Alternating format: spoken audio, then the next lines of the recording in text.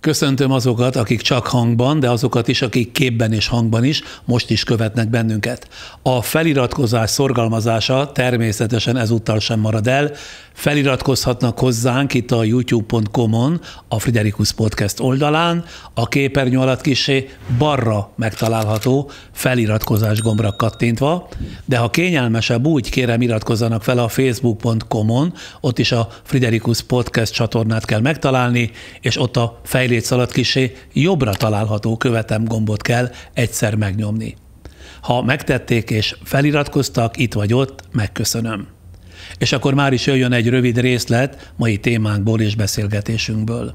Ez a helyzetről szól szerintem. Arról a helyzetről, amelyben a kormány oldallal kapcsolatos elégedetlenség, az ellenzékkel kapcsolatos elégedetlenség, és jelentős részben szerintem az egyéni életkörülményekkel, a gazdasági helyzet romlásával kapcsolatos elégedetlenség, a választók egy jelentős részét csodaváró hangulatba, egyfajta a reménytelenségből egy ilyen messiás váró hangulatba vitte. Tehát tényleg ma már valóban a magyar politika olyan helyzetben volt szerintem most 24 tavaszán, hogy azok a mondatok vagy leírások, melyek szerint az volt a proféciában, hogy majd jön egy ember a Fidesz holdudvarából és megdönti a rendszert, ez nem egy vicces leírás, hanem nagyon sok ember gondolkodott így. Szóval Orbán Viktor azt mondta, hogy minden pofon jó helyre megy, az ellenzéki választók meg azt mondják, hogy csak pofon legyen, mindegy, hogy kiadja. Én ezt érzem. Tehát nem a kéz a lényeg, hanem a pofon a lényeg, és most Magyar Péter kezéről hiszik el a választók azt, hogy ez a kéz tudja bevinni ezt az ütést a Fidesznek. Forrongó időszakon vagyunk túl a belpolitikában, és nagyon úgy tűnik, turbulens időszaknak nézünk is elébe. A pedofil segítő kegyelmi ügye olyan radikális változásokat hozott a politikai életben, amelyre feltehetőleg senki sem volt felkészülve. A most vasárnapi kettős választást heves gyűlöletkampányok előzték meg, amelyek feltehetőleg a választás után, tehát továbbra is folytatódni fognak, noha más célszemélyekkel. Ezzel párhuzamosan olyan tömeglelkesedés kerekedett, amilyennek régóta nem voltunk a tanúi. Ugyanis a semmiből előkerült egy olyan pártvezető, a Tisza párt élén, Magyar Péter, aki hatalmas támogatásra tett szert, felforgatta a politikát, és szándéka szerint továbbra is ezt fogja tenni. Ezzel párhuzamosan a magyar ellenzék a megsemmisülés szélére került, Orbán Viktor Fidesze pedig minden bizonnyal gyengült. Mi következik mindezekből az ellenzékre, Magyar Péter szándékaira és az Orbán rendszerre nézve? Mindezeket latolgatni hívtam meg mára Török Gábor politikai elemzőt.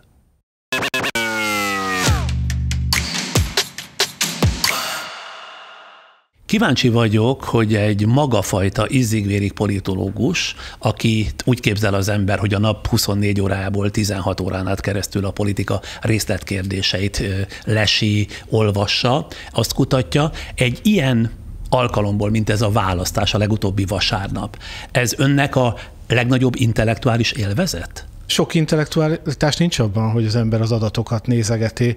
Azt hiszem talán 3:30, akkor feküdtem le. Hajnalban. Hajnali 3:30, de persze, hát ez a legfontosabb, legjobb pillanat. És egyébként az volt a nagyszerű a most vasárnapban, hogy nagyon hosszú idő után először sikerült elérnem magammal szemben azt, hogy nem mentem sehova. Ugye az ember stúdióban van, nem tudja ennyire figyelni az adatokat, sokkal jobb otthonról követni, végig mindent nézni, és aztán később értékelni, elemezni. És real-time hány forrásból követte a vasárnapi maratoni választási eredményismertetést? Hát próbáltam mindent nézni. Közben azon túl, hogy láttam a Facebook oldalán a fejleményeket rendszeresen kommentálja, jegyzetel, latolgat, majd a végén ír önmaga számára egy amolyan emlékeztetőt, egy kiadós összegzést, hogy ez legyen meg úgy egyben is?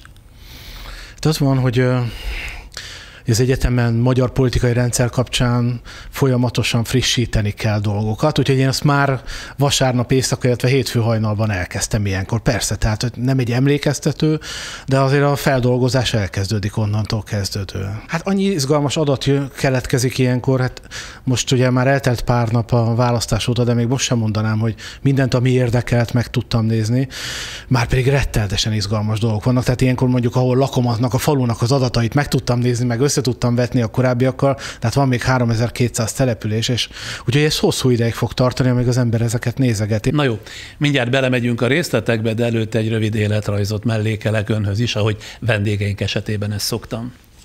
Török Gábor 52 éves politológus, Szombathelyen született 1971-ben. Kisgyerek volt, amikor apja meghalt, anyja aktív éveiben könyvelőként dolgozott, manapság nyugdíjas. 6 évvel idősebb nővére matematika-fizika szakos tanári végzettség ellenére vállalkozó. Török Gábor 1989-ben érettségizett a szombathelyi Nagy Lajos gimnáziumban, majd fölvették a szombathelyi Berzsenyi Dániel főiskola történelem szakára, ahol 93-ban szerzett diplomát. Ezt követően az Eötvös Loránd Tudományegyetem politika elmélet történelem szakán kitüntetéssel diplomázott. Politika tudományból az ELTE állami soktudományi karán 2005-ben summa cum laude minősítéssel doktori címet szerzett. 1995 és 97 között az ELTE politika elméleti tanszékén egyetemi gyakornok volt, majd 2004 és 2019 között a Budapesti Corvinus Egyetem Politika Tudományi Intézetében tanított, jelenleg egyetemi docensként oktat az ELTE-n. 2001-től 2006-ig a Magyar Politika Tudományi Társaság főtitkára volt. 2002 óta saját cége a Vision ügyvezetője. Kutatási területe a rendszerváltás utáni magyar politikai rendszer, valamint a politikai és stratégiai elemzés műfaja. A 2010-es önkormányzati választáson független helyi képviselő lett Aszófőn, ahol él, de 2014-ben már nem indult az újabb önkormányzati választáson. 2015-ben a Magyar Labdarúgó Szövetség elnökségi tagja lett. 8 könyv szerzője, társszerzője vagy szerkesztője, ebből 2 egyetemi tankönyv. Angol nyelven ír és beszél, felesége hosszú évekig ügyész volt, de vidékre költözésük óta a Balaton-felvidéki Nemzeti Park osztályvezetője. 14 éves fia versenyszerűen teniszezik. És milyen szinten teniszezik? Az évjáratában, amikor az első 3-ban van az országban. Ha nincs kijavítani való az ismertetett életrajzban, akkor kérem még pár másodpercre a türelmét, támogatóink röviden bejelentkeznek, és utána érdemben mi is belekezdünk. Kívánságok maguktól nem válnak valóra. Raiffeisenbank. Váltsd velünk valóra! Fedezze fel a világ szépségeit az OTP Travel hajós útjain is. A műsorszám felemelő pillanatait a Nissan támogatja. Török Gábor politikai elemzővel beszélgetek a vasárnapi európai parlamenti és önkormányzati választások eredményeiről, várható következményeiről. Kérem, hogy kezdjük Magyar Péter és pártja győzelmével, illetve annak következményével. Ön szerint mi volt Magyar Péter célja? Hogy megsemmisítse az ellenzéket, vagy az, hogy megsemmisítse a Fideszt? Kérdezem ezt azért, mert Magyar ugye kezdetben a puskaporát Rogán Antal mellett elsősorban Gyurcsány Ferencre pazarolta, a szónoklataiba csak később szivárgott be és lépett be Orbán Viktor. Úgy tűnt, hogy az első pillanattól kezdve a Demokratikus Koalíció, akkor még talán 850-900 ezres szavazótábora volt Magyar célkeresztjében, azért, hogy elhódítsa, és ezt már kérdezem, a DK tábor jelentős részét. Mit gondol? Szerintem ez a cél, ez menet közben változott, módosult, alakult. De összességében nyilván ő is tisztában volt azzal, hogy ahogy a szlogenjében is szerepel, lépésről lépésre tud haladni. Ahhoz, hogy egyszer majd kihívója legyen a Fidesznek, ahhoz először az ellenzéki térfélen kell összegyűjteni a szavazatokat, amihez meg leginkább arra van szükség, hogy ezeket az ellenzéki pártokat lenullázza, a szavazóikat elhozza. Ami után megkerülhetetlen tényező lesz az ellenzéki oldalon, sőt, első számú kihívó szerepbe kerül, és elmondhatja azt, amit egyébként a Fideszre vonatkoztatva mondott el, hogy ez a Fidesz Waterlója, de ez nem a Fidesz Waterlója volt ez a választás, hanem a 2024 előtti ellenzéknek a Waterlója volt. Ezt most elmondhatja ezzel bár ugye ön úgy kérdezte, hogy a Magyar Péter győzelme, ez azért még csak egy relatív győzelem, de nyilván az ellenzéki oldalon ezt mindenképpen győzelemként lehet megélni. Azért hoztam szóba az iméntieket, mert Rangos Katalinál a Spinoza Színházban április 2-án azt mondta Magyar Péter, idézem, én azt átgondoltam, hogy kire érdemes lőni. Azt gondolom, hogy Rogán Antal a legnépszerűtlenebb figura Magyarországon Gyurcsány Ferenc mellett. Nyilván nem akartam a miniszterelnökkel kezdeni. Jó, ez a taktika, nem? Tehát a taktika, vagy a stratégiát szolgáló eszközök. A célja nyilván az volt, hogy megkerülhetetlen támogatottságot szerezzen. Ennek volt a stratégiája az, hogy a Fidesz próbálta meg támadni, de úgy, hogy közben az ellenzékkel, leginkább Gyurcsánnyal összeköti a Fideszt. Ugye beszél itt minden narancssárga és kék fideszekről, és amiket meg itt hallunk, Rogán Antal támadása, vagy éppen Gyurcsány Ferenc támadása, az pedig szerintem egy taktikai szint, amit meglepően ügyesen mért fel szerintem, hogy mi az, amivel a szavazókat meg lehet szólítani, mire rezonálnak ezek a választók. Ezt ő felmérte, vagy ösztönből jön neki? Azért nem olyan nagyon nehéz azt észrevenni Magyarországon szerintem, hogy 2010 óta folyamatosan az ellenzéki szavazók, vagy a nem fideszes szavazók pártkötődése folyamatosan csökkent, és számukra a legfontosabb az volt, hogy valaki erőt mutasson fel, és hitelesen tudja képviselni azt, hogy Orbán Viktorral, a Fidesszel, a Fidesz rendszerével, a NER-rel áll szemben. És amivel kiemelkedett az ellenzéki térfélből, az pedig az volt, hogy nem állt be teljes mértékben az ellenzéki kórusba, hanem a stratégiájának megfelelően, bár azért ebben voltak döccenések szerintem, ügyelt arra, hogy a jobboldali tábor számára is kedves dolgokat meg tudjon jeleníteni szimbólumokban, politikai tartalmakban. Tehát, hogy ne lehessen rá azt mondani, nyilván lehet rá azt mondani a fideszes propagandában, hogy ő egy ugyanolyan baloldali politikus, mint a többi. Bizonyos értelemben szerintem ezt a középpártiságot, vagy mérsékelt jobboldaliságot elég jól tudta megjeleníteni a kampányában. És azt ön hogy látja, megsemmisítette Magyar Péter a teljes ellenzéket? Igaza van Soltész Miklós államtitkárnak, aki hétfőn azt mondta a parlamentben, hogy vasárnap nem kormányváltó, hanem ellenzékváltó hangulat volt? Hát az ellenzékváltó hangulat biztosan a számok alapján erősebb, mint a kormányváltó hangulat, azért iszonyatos átrendeződés ment végbe. Tehát azt, hogy az ellenzéki oldalon, az, hogy olyan politikai erők, amelyek 20% körüli támogatottsággal rendelkeztek, mint a Demokratikus Koalíció, olyanok, amelyek korábban 10% körüli támogatottsággal bírtak, mint a Momentum, vagy olyanok, amelyekről el lehetett képzelni, hogyha nincs Magyar Péter, 5% fölé kerülnek, mint a Kutyapárt, hát történetük legrosszabb eredményét, vagy csalódást keltő eredményét érték el, ez mindenképpen arra utal, hogy tulajdonképpen szétszette az ellenzéki pártoknak a táborát. Ugye vannak erre vonatkozó felmérések is, amelyek elég jól mutatják azt, hogy milyen jelentős számban érkeztek a táborába ezen pártok szavazói. Sokáig azt gondolták, hogy talán például a klasszikus baloldali, tehát a DK-t, és az MSZP-t, hát ha az MSZP-nek egyáltalán beszélhetünk szavazótáboráról, de hogy a DK-t nem fogja ez érinteni, de hát nyilvánvaló az, hogy a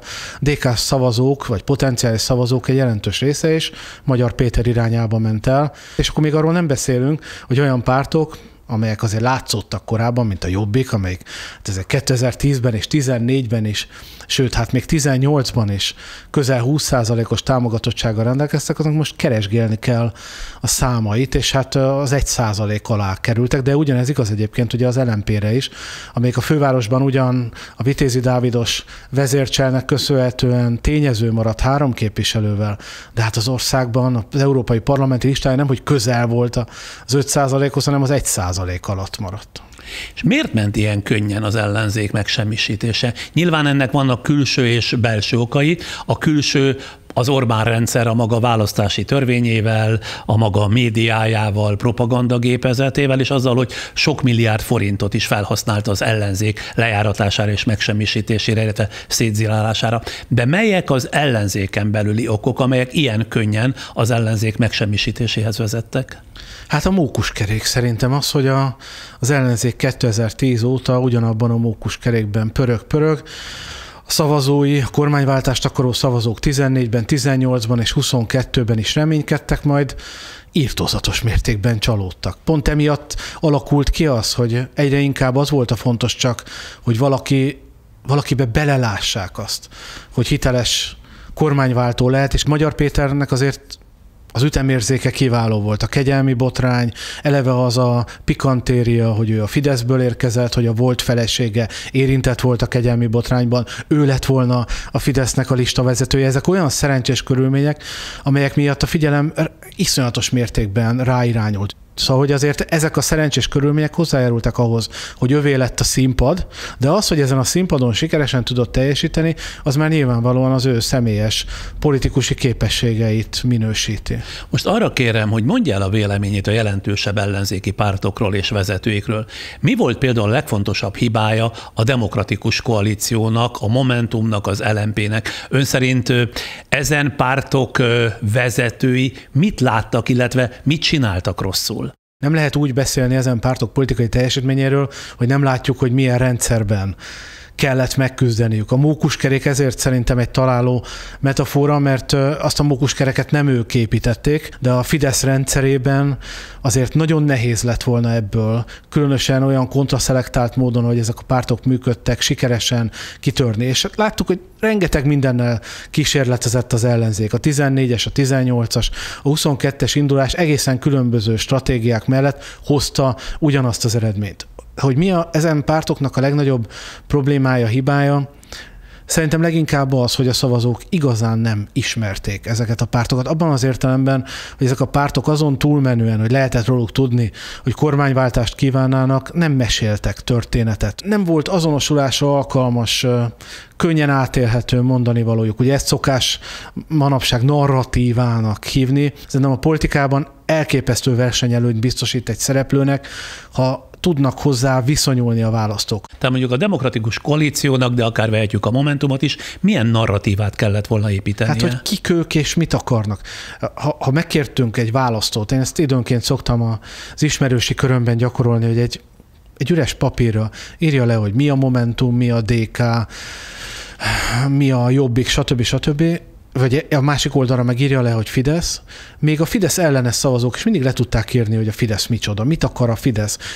Olyan mértékben volt elmesélve a Fidesz története, az ország megvédése, a migráció, a rezsicsökkentés, mindig ezek a kitalált történetek, hogy ezt még azok is tudták, és azoknak is volt ehhez viszonyuk, lehetett hozzájuk viszonyuk, akik egyébként nem a Fideszre szavaztak. Ugyanezt nagyon nehéz lenne elmesélni, hogy mit akart, mi volt a Momentum. Momentum az egyet tudnak az olimpiát kötni. Igen, ugye? még egyébként a Demokratikus Koalíció volt talán ehhez a legközelebb.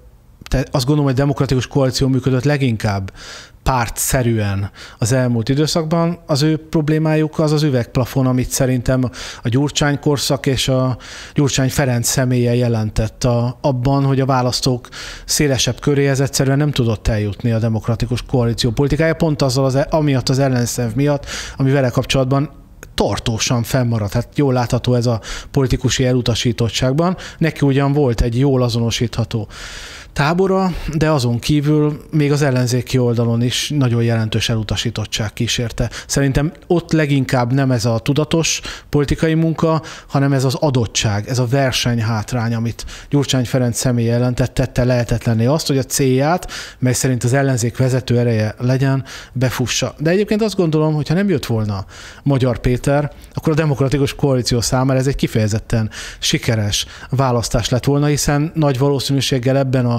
csalódottságban, ebben a sivár mezőnyben, ami az ellenzéket jelentette, az ellenzéki választók egy jelentős része jobb hiány az erősebb politikai erőt kereste volna, és ez pedig a Demokratikus Koalíció lett volna. Leginkább az ő számításaikat húztak keresztül az, ami történt.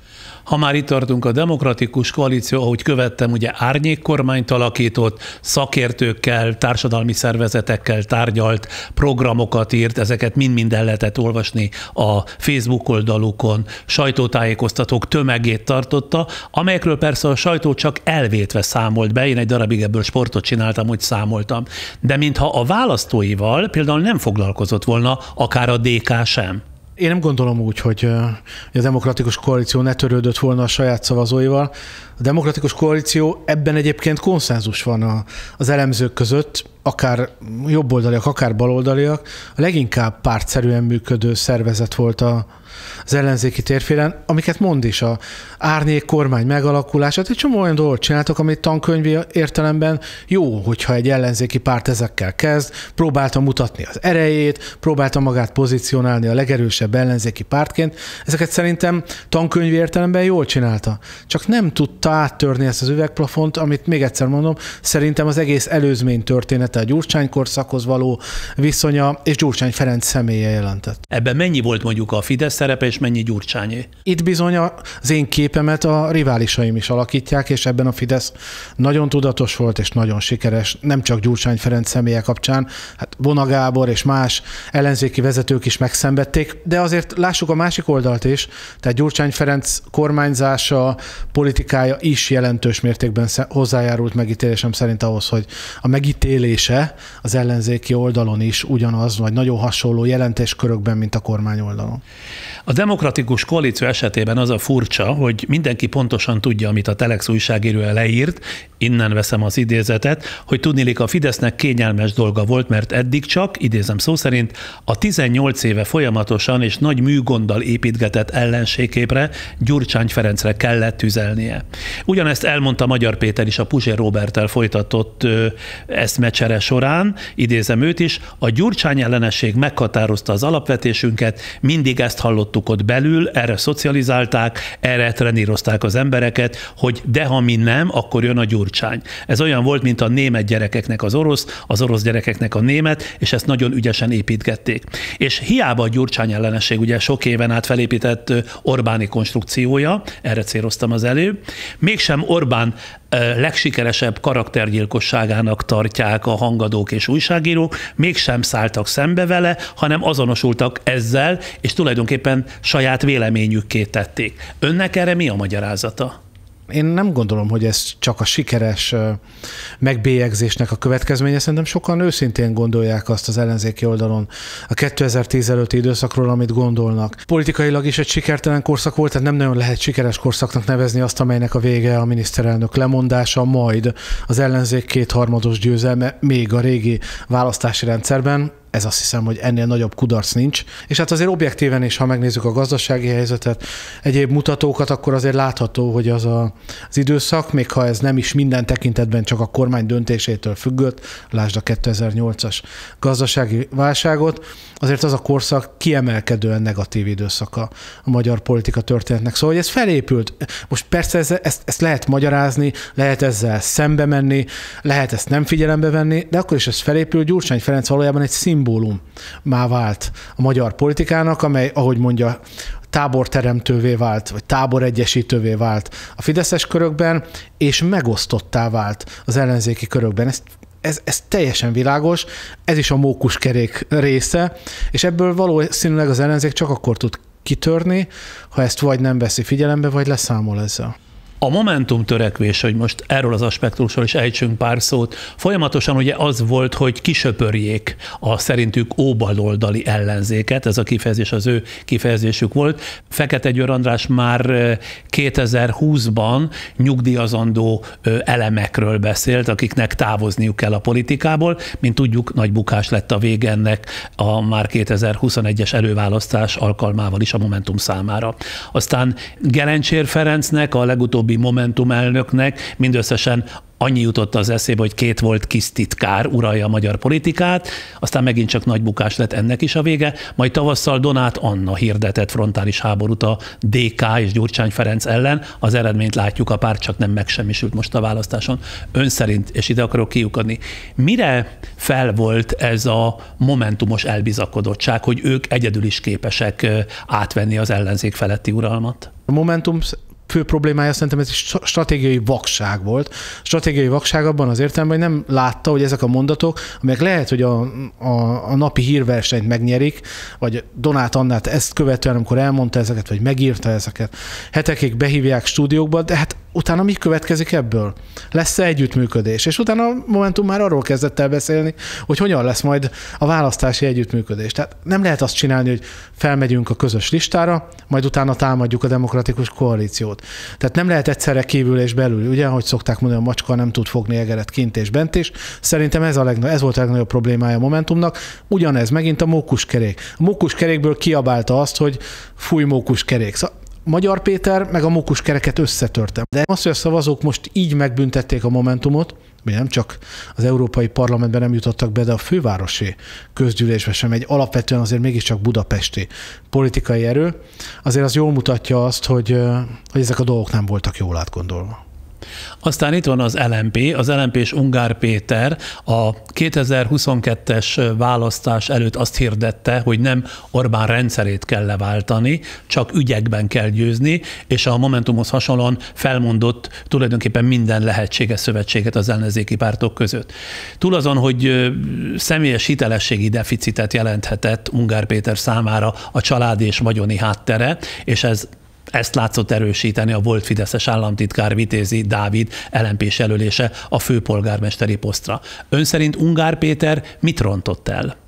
Most nem az a pillanat, amikor arról tudunk beszélni, az LMP mit rontott el, mert azt gondolom, hogy most ez egy relatív siker, hogy be tudott kerülni a fővárosi közgyűlésbe, és hogy fej mellett küzdött az utolsó pillanatig a jelöltje, újra a térképre helyezte az LMP-t. Nyilván, ha megnézzük az európai parlamenti listákat, akkor az egy óriási kudarca az LMP-nek, de azt hiszem, az viszont egy várható vagy kalkulálható kudarc volt, és tudom, hogy Ungár Péterrel kapcsolatban ellenzéki közönségben mindenféle fenntartások vannak, de én figyelve az ő működését azt láttam, hogy ő volt talán az egyetlen a DK-n kívüli ellenzéki világban, aki próbált valami racionális politikai stratégiát keresni. Ebben egyébként nem tudom, figyelte, de egy időben pont a DK-hoz való közeledés volt benne. Abszolút. Volt ugye egy időszak, amikor az ellenzéki táborban is megrökönyödést keltett, hogy miket mond Ungár Péter Gyurcsány Ferencről. Már példaképévé avatta. Bizony. Hát szinte messiásként, már nem emlékszem a pontos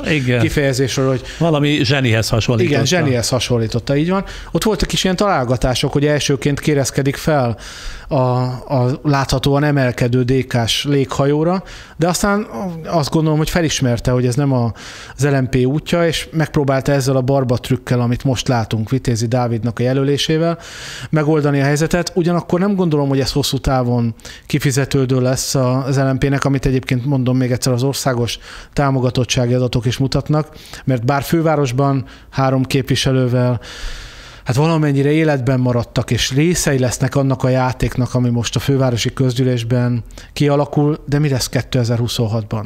Ugye az LMP biztos, hogy ezt követően nem fog tudni más ellenzéki politikai erőkkel együtt indulni, még ha akar sem 2026-ban, márpedig, hogyha ugyanilyen eredményt ér el, mint most, akkor ez az egész projekt időlegesen megmentette az LMP-t, meg esetleg Ungár Pétert behozta a játékba, asztalhoz ültette őt, döntően nyilván a Fidesszel való együttműködésben, vagy tárgyalásokban, tehát tényezővé vált, fontos szereplővé, de tartósan nem hiszem, hogy ez meg tud maradni. A most vasárnap csúfos vereséget szenvedett ellenzéki pártok persze nem számolódtak fel, ahogyan utalt is rá, parlamenti pártok maradnak még ugye 2 évig, noha sok mindenki ezt próbálta egyben mosni azzal, mintha ez most egyúttal egy ilyen országgyűlési választás lenne. A demokratikus koalíciónak és a Mi Hazánknak ugye még európai parlamenti képviselő is lesz, de néhányan ott lesznek a fővárosi közgyűlésben is, mint például az LMP. Ön szerint újjá tudják-e építeni magukat ezek az ellenzéki pártok, miután kiderült, hogy a választói támogatottságuk egy csapásra tulajdonképpen elillant? Bizonyos értelemben, amikor a Fidesz és a Jobbik tűntek a 2 legerősebb pártnak, akkor is beszélgettünk már erről, hogy Magyarországon a baloldal nagyon visszaszorul, és egy jobboldali 2 pártrendszer alakul ki, de azért a következő választásokon 18-ban és 22-ben is látszott, hogy a baloldalnak van egy 20-25%-a. Most azt látjuk, hogy nincs. Magyar Péter megjelenésével ez elveszett. Az, ahol most tart a baloldal, ez egy sorsfordító pillanat, hogy megtörténik-e az a felismerés, hogy innen valami nagyon más úton kell elindulni. Én láttam ilyen nyilatkozatokat is, meg olyanokat is, hogy például a főpolgármester egy interjújában arról beszélt minap, hogy most a választási vereség után ennek a baloldali tábornak valószínűleg újra kell rendeződnie. Én úgy értettem, mintha arról beszélt volna, hogy létre kell hozni egy új politikai erőt. Annál is inkább egyébként, mert ez a konstrukció, amit most látunk, ez 2026-ban életveszélyes lenne. Ugye ez a 3 párt, a DK, az MSZP és a Párbeszéd közös listán akarna elindulni, akkor a parlamenti választáson már egy 15%-os küszöb néz nekik, ugye 3... Mindenkinek kell teljesíteni az 5%-ot, ebből adódik a 3 párt esetében a 15%. Így van, tehát egy megemelt. És azt gondolom, hogy már a 10% is, mint ahogy látszik a mostani adatoknál, problémát okozhatna. Tehát van egy választási rendszerből fakadó kötelezettség is, vagy kényszer, de azt gondolom, hogy van egy politikai kényszer is. Ha most a baloldal benn ragad ebben a helyzetben, és a sebeit nyalogatja, nem próbálja megérteni, hogy mi történt, nem próbálja meg kitalálni magát másképp, szerintem más politikai vezetőkkel is, nem gondolja át az egész Gyurcsány problematikát, akkor szerintem eljelentéktelenedik, és akkor valóban a Fidesznek és egy másik pártnak, ma úgy látszik, ugye a Tisza pártnak lesz arra esélye, hogy a szavazatok többségét elvigye 2026-ban. És ha már egyszer valaki beragad ebbe a kispárti szerepbe, onnan nagyon nehéz visszajönni. Én egyébként 2010-ben azt gondoltam, hogy Gyurcsány Ferencnek majd előbb-utóbb a választók elfelejtik a bűneit, és a vele kapcsolatos negatív attitűdök olvadni fognak, és akár lehet is még belőle fontos politikus. Nyilván folyamatosan fontos politikus volt, de hogy az üvegplafon majd elkezd repedezni. Most úgy látjuk, hogy nem. Ez az üvegplafon tartós, és azt gondolom éppen ezért, ha nem talál ki valamit ez az oldal, nem gondolja át ezt a kérdést. Legyünk őszinték, ha Gyurcsány Ferenc nem veszi a kalapját, legalábbis abban az értelemben, hogy abból a pozícióból, amiben most van a pártelnökként egy ilyen választási... Van ilyen? Mert ezt sokan mondják, csak én meg azt gondolom, a politika olyan, mint a sport. Egy sportoló addig sportol, amíg érzi magában az erőt, és jöjjön a jobb, aki legyőzi, aki megnyeri a megyei bajnokságot, vagy az olimpiát, ahogy tetszik, de egyébként önfelszámolás a politikában rábeszélésre nincs. De szerintem a pártelnök az nem a futó analógiája, hanem az a szövetségi kapitány, vagy az edző analógiája. Hogyha egy csapat a bajnokságban 10-ből 10 meccset elveszít, akkor nem az van, hogy az edzővel nekifutnak a 11-nek is, hanem megköszönik a munkáját, és vagy eleve maga az edző felajánlja a lemondását, és lemond. Számított erre most vasárnap? Abszolút. Hogy le fog mondani Gyurcsány? Én azt gondoltam, hogy meg fog történni, ami azt gondolom, hogy a baloldal útkeresésében egy fontos pillanat lett volna. Érdekes, hogy egy lemondás történt, csak az árnyék kormányról mondtak le, de láthatóan az nem merült fel egyelőre, hogy a politikai pozícióról is. Az, ami a Momentumban megtörtént, azt szerintem a DK-ban is illet volna, hogy megtörténjen. Nyilván az illet itt nem egy külső kényszer, hanem inkább egy belső kényszer lenne. Szerintem az a stratégia, az egyetlen alkalmas stratégia ebben a rendszerben, amely képes egyedül megteremteni az 1-1 állását. Tehát, hogy legyen egy Fideszhez mérhető ellenzéki párt. Amíg ez a választási rendszer van, addig szerintem az ellenzéki összefogás, amelynek részét jelentik azok a politikusok is, akikkel nem csak a kormányoldal elégedetlen, de az ellenzéki táboron belül is komoly elégedetlenség van, mindig ugyanazt az eredményt fogja hozni. Hogy 1+1 nem lesz 2, vagy nagyobbat mondok, 2+2 nem lesz 4, csak 3 lesz, vagy akár csak 2. Ezt láttuk 2022-ben. Úgyhogy most Magyar Péter megpróbálja ugyanazt, amit mások, csak úgy, hogy nyilvánvalóan kijelenti rögtön az elején, hogy nem Gyurcsánnyal akar együttműködni, vagy a többi ellenzéki párt, hanem azokat akarja megsemmisíteni, legyőzni, a szavazóikkal van dolga, és nem azokkal a pártokkal. Én azt gondolom, hogy ebből a szempontból az, amit most látunk, képlet, az a képlet, hogy a Fidesz és egy ellenzéki párt nagyjából egy ligában focizik, hogy nyilván a 44 meg a 30 nem ugyanaz a liga, de hát sokkal közelebb van ez a kettő egymáshoz, mint a második a harmadikhoz, az reményt jelent az ellenzéki tábornak, hogy ebben a választási rendszerben is, nyilván, ha meg tudja tartani ezt a támogatottságot, vagy ezt a szintet, közel lehet. Hadd mondjak néhány példát, tehát ha végignézzük a választási eredményeket, döbbenetes dolgokat fogunk látni. De azt fogjuk látni, hogy nem csak a sokat emlegetett Budapesten, de nagyon sok komolyabb városban is, meg akár kisebb városban is fej mellett volt a Tisza párt és a Fidesz. Tehát ki gondolná azt, hogy egy Veszprémben, ami azért mégiscsak egy fideszes városnak volt tekinthető, különösen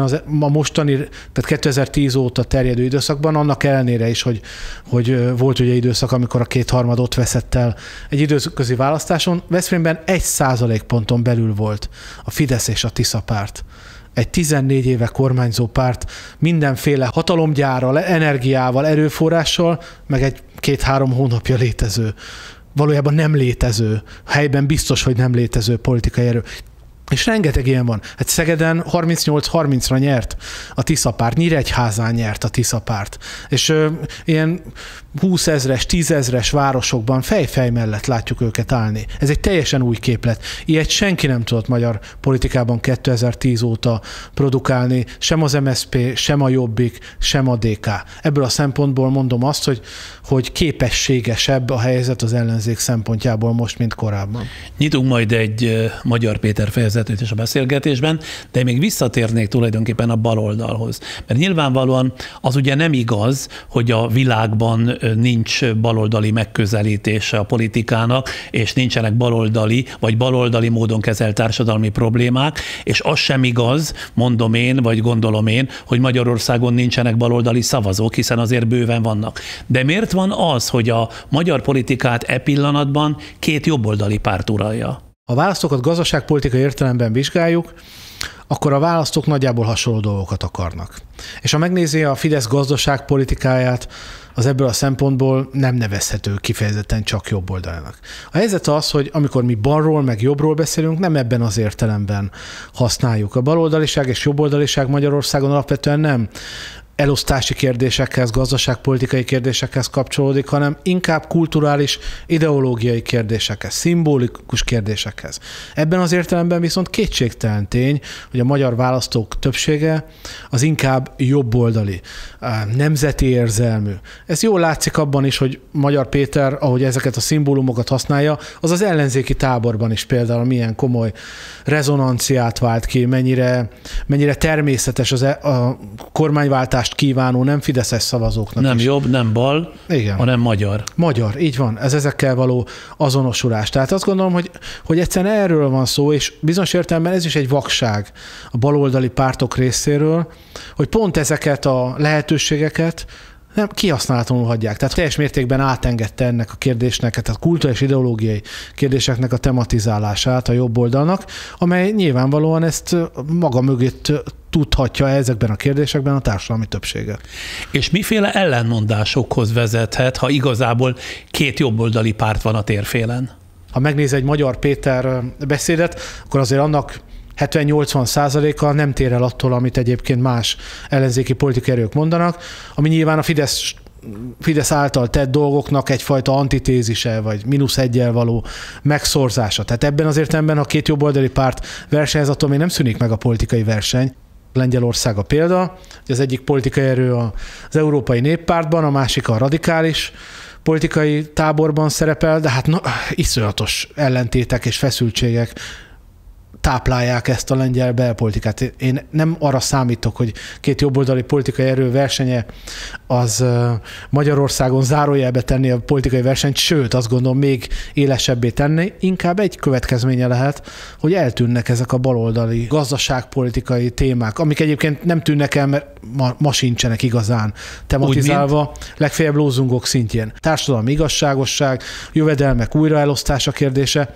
Bizonyos értelemben megnézi a Fidesz mai szavazótábora, annak a struktúrája, az nagyon hasonlít ahhoz, amilyen a szocialista párté volt. És most nem csak az életkorra utalok, hanem például a Fidesz táborának többsége az nagyon erőteljesen a baloldal klasszikus, hagyományos törzsbázisa. Nézze meg a választási térképeket, hol a legerősebb a Fidesz. Látjuk, hogy például Budapesten, a külső kerületekben, a panelvilágban, ahol az MSZP régen sokkal erősebb volt, vagy ott volt az igazi tábor, azok ma fideszes választókörzetek. A Fidesz szavazótábora egyre inkább elkezd hasonlulni ez a baloldali szavazótáborhoz. Tehát nem arról van szó, hogy ezek teljes mértékben eltűnnének, hát a Fidesz politikája tele van baloldali gazdaságpolitikai elemekkel, de az a hagyományos, klasszikus baloldali gondolkodás, aminek azért van ideológiai alapja, és az láthatóan az elveszett a magyar politikából. És ez nem szül olyan ellentmondásokat, amelyek egyébként terhelni fogják az egész társadalmat? Ez egy lehetőséget szül inkább szerintem arra, hogy ezt valaki tematizálja, megjelenítse. De megint ez a kérdés, hogy tudja ezt a demokratikus koalíció, vagy éppen Gyurcsány Ferenc hitelesen megjeleníteni, akivel kapcsolatban nyilvánvalóan egyáltalán nem ez a választók benyomása, hogy ő egy klasszikus baloldali gazdaságpolitikájú, vagy felfogású ember lenne, ráadásul ugye kormányon azért ő egészen mást képviselt erről, ha még emlékszik a Blair-féle harmadik útra és egyebekre. De ez nyilvánvalóan, ez jelenleg radikális baloldal, vagy a klasszikus baloldal teljes mértékben hiányzik a magyar politikából. Ugorva egyet, és már a főpolgármester választásra áttérve. A két főpolgármester jelölt, Vitézi Dávid és Karácsony Gergely szinte teljesen egyenlő eredményét. Lehet Karácsony komoly kudarcának tekinteni? Hát, hogyha a választás előtt beszéltünk volna erről, akkor igen.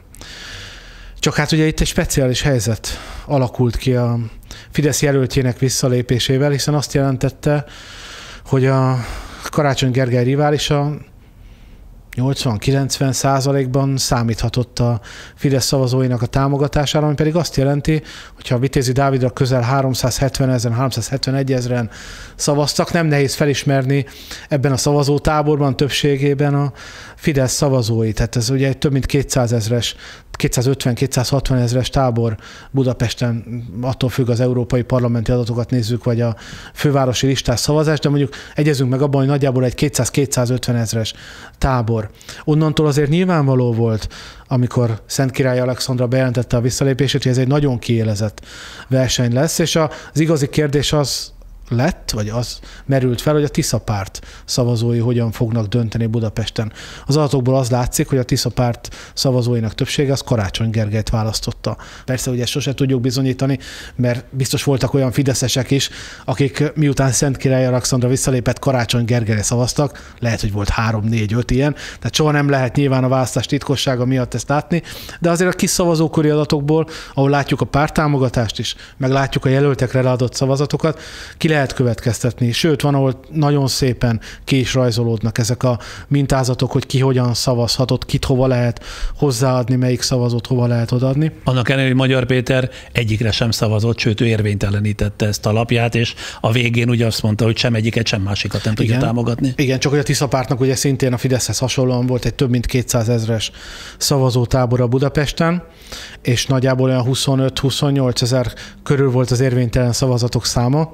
Tehát a Tisza párt szavazóinak többsége nem követte Magyar Péter példáját, hanem valakire szavazott, és nagy valószínűséggel az adatok alapján ez látszik, ez inkább Karácsony Gergely volt.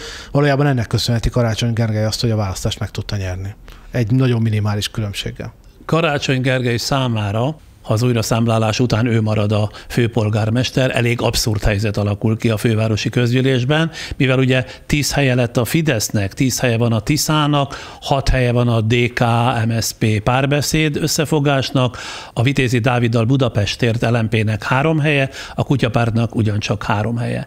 Karácsonynak így semmiféle közgyűlési hátországa tulajdonképpen nem lesz, tehát vagy a Fidesszel, vagy a Tisza párttal kell majd egyezkednie. Ön szerint kormányozható marad így a főváros? Azért a fővárosi közgyűlés az nem a parlament abban az értelemben, hogy itt nincs szükség egy állandó többségre. Ügyek mentén lehet úgy is működtetni a közgyűlést, hogy mindig megteremti az alkalmi koalíciókat, de az alkalmi koalíciókban is vagy a Tisza párt, vagy a Fidesz jelöltjei kellenek. Ha viszont különösen másfél évvel a választás előtt befeszülnek ezek a pártok, Tisza és a Fidesz, mondván, hogy a másik az ő fejére tudja olvasni, ha akár csak alkalmilag is együttműködik a DK-val, most a DK-t azt értsük a főpolgármester pártjaként, abban az esetben az is előfordulhat szerintem, hogy tényleg működésképtelenné válik a testület. Az meg aztán egy nagyon érdekes dolog lenne, mert az ugye akár a testület feloszlatásához is vezethetne, új választás kiírásához, és új választás esetén már akár a Tisza párt is bejöhet a játékba, már akár főpolgármester jelölőként is. Tehát ez egy csuka fogta róka, vagy róka fogta csuka helyzet.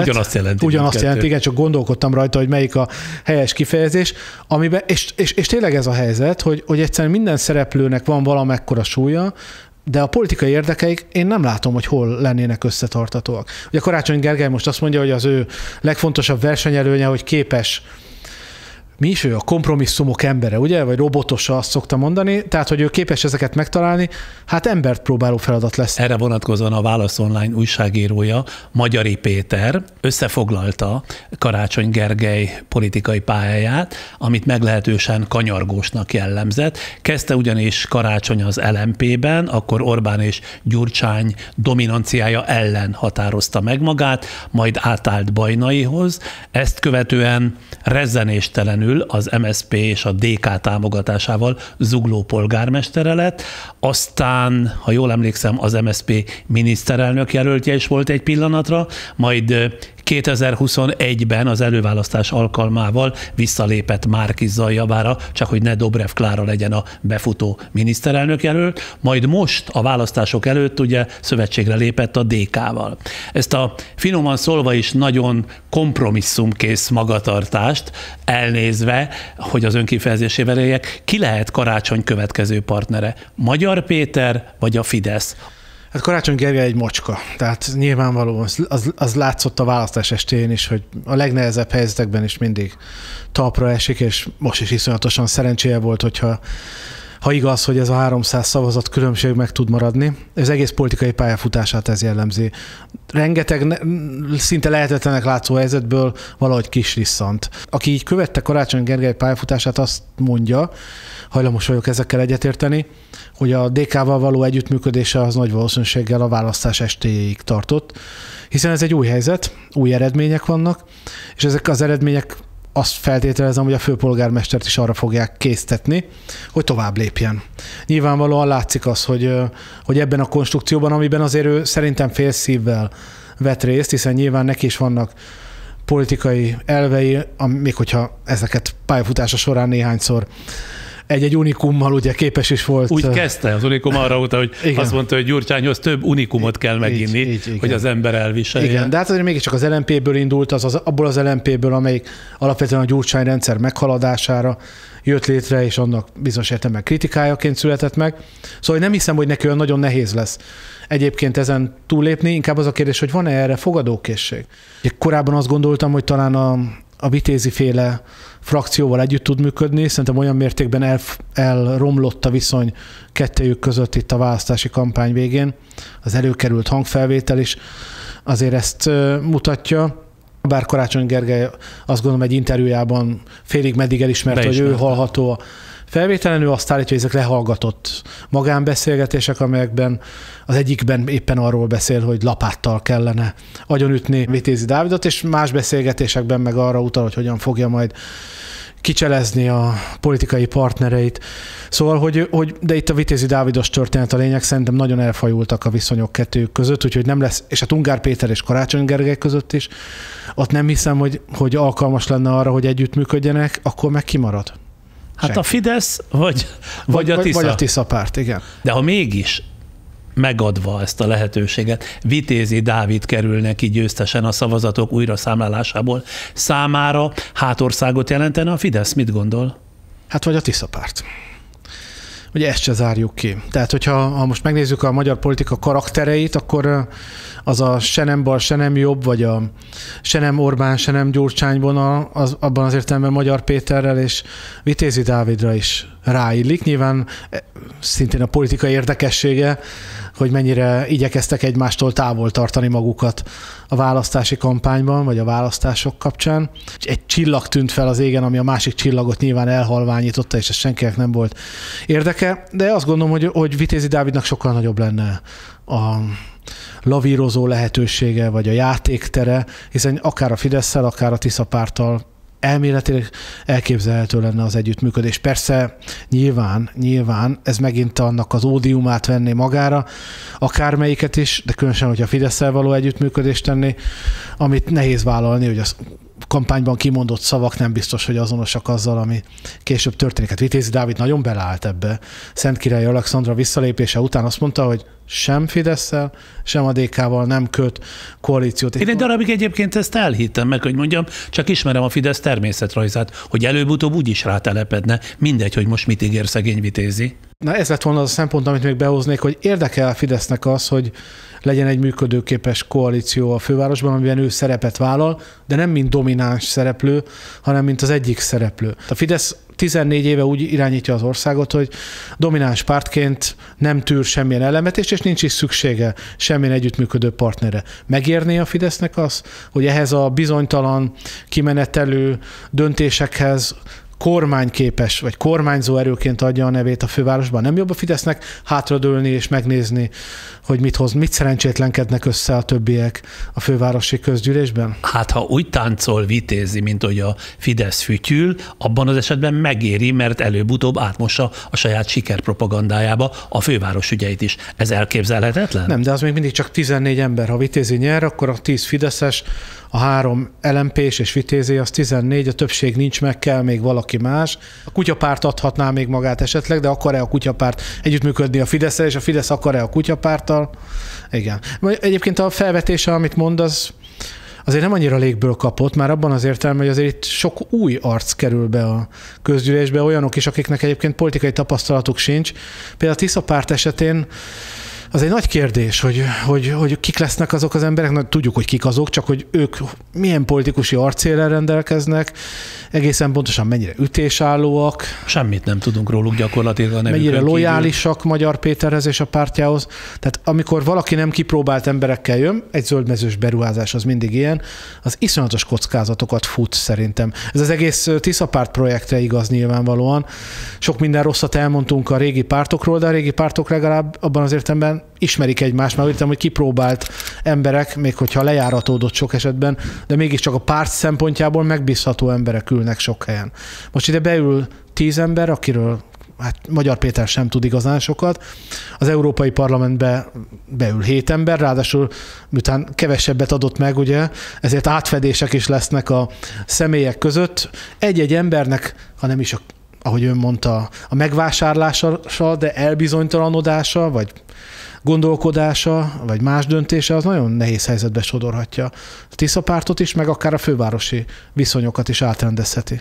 Na akkor most jött el az idő, hogy beszéljünk már részletesebben Magyar Péterről. Azt kérem, Magyar Péter nem egyszerűen annyit tett, hogy felmondta részben az ellenzék belpolitikai, részben Orbán külpolitikai programját, hanem nyakába vette az országot, és arra a lóra tett voltaképpen, amelyre az ellenzék a választási kampányoktól eltekintve nem igen, hogy ő ezzel komolyan veszi a magyar választókat, velük nekik beszél országszerte. Ez lehetett magyar sikerének egyik meghatározó kulcsa? Az, hogy a pillanatot képes volt nem csak pillanatig uralni, hanem hosszabb ideig, abban nagyon nagy szerepe volt szerintem ennek a sikeres 8 hétnek.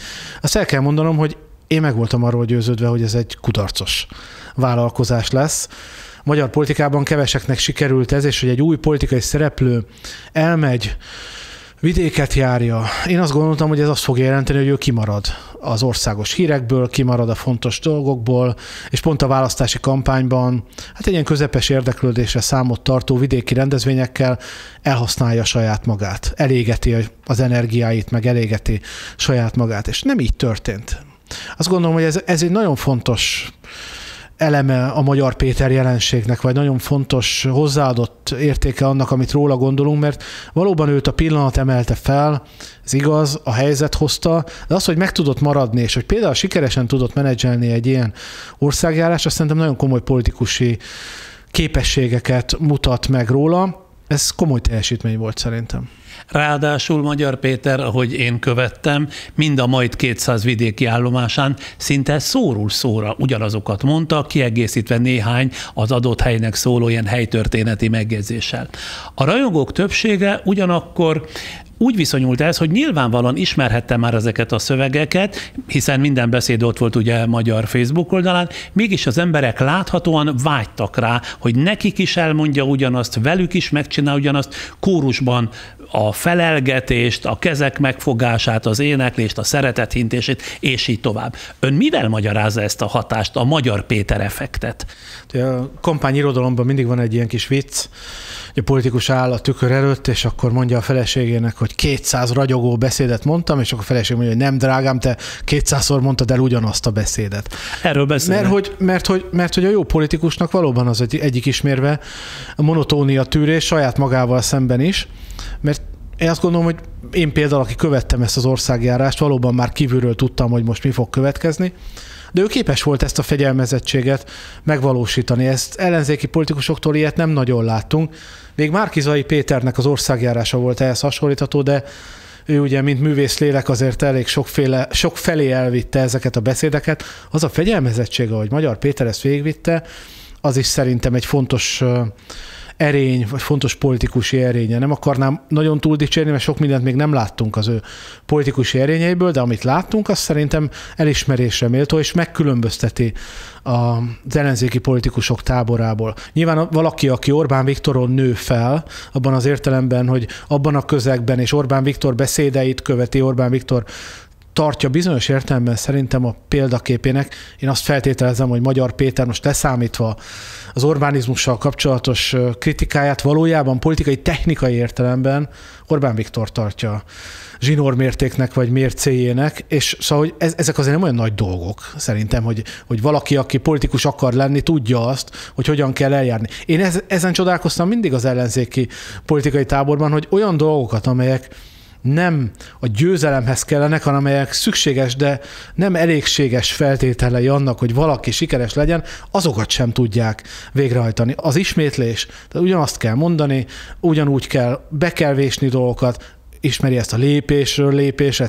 Ez így fogja megtanulni a választóközönség. Ha legközelebb nem azt mondom, hogy lépésről lépésre, hanem azt mondom, hogy fokról fokra, akkor nem fogják megtanulni. És akkor én lehet, hogy egyébként nagyon intellektuálisnak látszom, de rossz politikus vagyok. Akkor folytatnám azzal, hogy Magyar Péter szeretetről, árkok betemetéséről, békéről beszélt, miközben folyamatosan nem egyszerűen kritizált, hanem igen gyakran minősítette, mégpedig nem is akármilyen jelzőkkel, Szitta, Rogánt, Deutschot, a tolvajrendszert, később már nem csak Orbán vejét, Tiborcot, hanem magát Orbánt is, és persze mindenütt Gyurcsányt. Tehát folyamatosan az indulatokat korbácsolta fel. És a hívei ennek megfelelően ugyanúgy viselkedtek a közösségi oldalakon, ahogy annak idején egyébként, ha már említettem, Márki-Zay hívei, senki sem állt meg előttük, aki bírálni merte a kedvencüket. Ön szerint hogy senkinek nem tűnt fel ez az ellenmondás, a szeretet, meg az árukbetemetés és az állandó indulati hergelés között? Emlékszik a Fidesznek arra a szlogenjére, hogy hiszünk a szeretet és az összefogás erejében. Ugye ezt általában olyankor, vagy abban az időszakban ismételgette a Fidesz, amikor leginkább törekedett arra, hogy kettéossza a politikai mezőt, és úgy teremtsen magának tábort, és hát a politikai kampányai azért messze voltak az összefogástól, már a nemzeti összefogástól, és különösen messze voltak a szeretettől. Ez nyilván ez egy politikai technika, tehát hogy a nemzeti összefogásról, a szeretetről és egyebekről beszélek, miközben nyilván úgy fogom megteremteni a saját politikai táboromat, hogy a lehető legkeményebben támadom a politikai ellenfeleimet, mert ez az elvárás. Én ezeket nem kell ezeket szerintem ennyire komolyan venni. Tehát a politikusi beszédek azok nem arra valók, hogy azokon elkezdjünk gondolkodni, hogy itt most a politikus mire gondolt. Nyilván a Fidesz sem véletlenül folytat olyan mértékű negatív kampányokat, mert a saját szavazótábor erre vágyik. Ugyanakkor arra is vágyik nyilván, hogy ezeket a mondatokat hallja, amelyek az egyetértésről, az összefogásról, meg a szeretetről szólnak. Nem érdemes ezekben nagyon belemenni és politikai beszédeket elemezni. Ezek kötelező kűrök. Ennyire nem szabad hinni a politikusoknak? Még azoknak sem, akik tegnap léptek föl a porondra? Hát, ön szerint? És arról például mit gondol Magyar Péter választást megelőző országjáró demagógiája annak szólt, hogy meglovagolja a különböző szférákból és társadalmi csoportokból érkező elégedetlenségeket, vagy ezeket csak azért használta, mert hallani akarták az emberek, azokat hadd hallják, amiket hallani akarnak, vagy komolyan is gondolja őket, például, hogy elszámoltatjuk a tolvajokat, hogy leváltjuk a legfőbb ügyészt, miközben ez legalább 2 évig még semmiféle hatalma, illetve semmiféle közfunkciója nem lesz. A politikát figyelő emberként engem ez érdekel a legjobban. A Fidesz kapcsán is, bármilyen ellenzéki szereplő kapcsán is, hogy a szavak mögött mekkora a hitel, vagy mekkora a valós gondolat nyilván, meg hogy bizonyos dolgok ezért történnek, vagy azért történnek. De hát milyen módszerünk van erre? Tehát kérdezi, hogy én szerintem ezek mennyire valós gondolatok, fogalmam sincs. Ugye ez a legnehezebb szerintem a politikai elemzésben is, meg egyébként a választásban is, hogy mit tudunk elhinni. És ugye itt már tényleg a hitvilágáról van szó, emberismeretről, meg egy csomó mindenről, és ez mindig félrevisz. Tehát én igyekszem a politikai elemzésből ezeket a szempontokat kizárni, de amikor kizárom, akkor nem azért zárom ki, mert azt gondolom, hogy ezek nem fontosak, hanem azért, mert azt gondolom, hogy ezek módszertanilag nem megítélhetőek. Emlékszik, Orbán Viktor 2006-tól 2010-ig végig azzal szenvedett az összödi beszéd után, hogy ilyen mondatokat hogy tudjon úgy elmondani, hogy tudja, hogy nem holnap lesz a választás. 2006 őszétől 2010-ig úgy kellett csinálni, hogy ha majd jövünk, akkor ez meg az meg amaz fog történni. De nem történt semmi. Fönn kellett tartani valahogy ezt az érzetet. Szóval legyünk egy kicsit megértőbbek szerintem a politikusokkal szemben. Nem lennének nagy táboraik a politikusoknak, hogyha ebben a regiszterben beszélnének, ahogy Én ő mondja. egyáltalán nem vagyok olyan megértő, mint ön.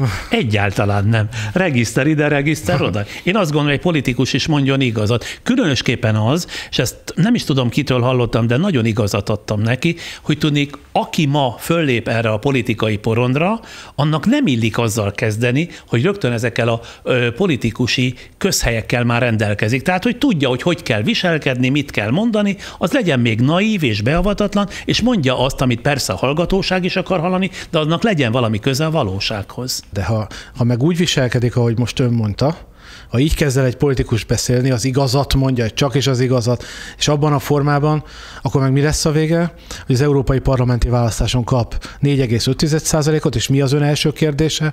Hát, hogy értelmezi Magyar Péternek a kudarcát? Tehát győzni csak a választók átverésével lehet. Miért kell ezt átverésnek neveznünk? Győzni csak így lehet, ez nem feltétlenül csak átverés, nem feltétlenül manipuláció, de abban igaza van, hogy a manipuláció, a valóság, szabad valóságértelmezés azért az a politikusi mesterségnek az alfája és omegája. Nem gondoltam, hogy ezt szóba hozunk, de ha már ezt említette, akkor mégiscsak idehúzom.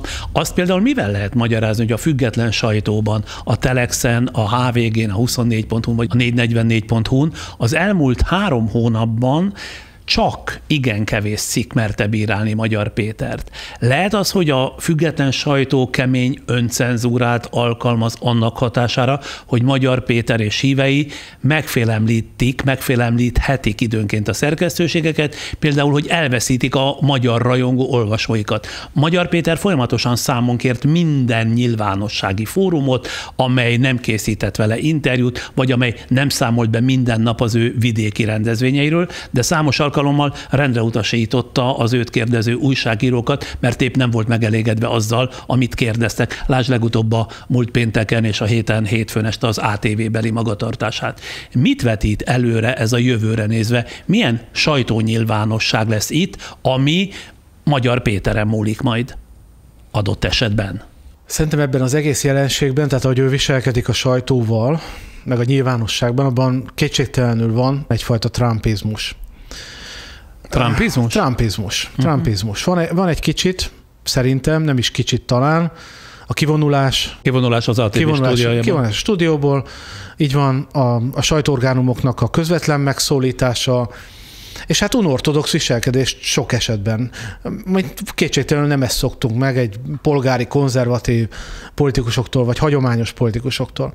De azért emögött lehet az a megfontolás is, hogy maga a helyzet, maga a nyilvánosság szerkezete nem hagyományos, és ha azt akarja, hogy az üzenetei eljussanak a választókhoz, akkor radikálisabban kell cselekednie is, és fogalmaznia. Ön is, én is azt tanultuk meg, hogy aki felül kerekedik, az alul marad, ugye ezek a mondatok nagyon bennünk vannak a nyilvánosságban is, csak szerintem megváltozott a nyilvánosság szerkezete, meg megváltozott az, hogy az emberek mire rezonálnak. Ebből a szempontból, különben Trumpból se lett volna soha amerikai elnök, hogyha valóban a visszafogott, mértéktartó és konzervatív viselkedés lenne az, amit a szavazók elvárnak. Szavazók egy része, igen, szavazók része nem.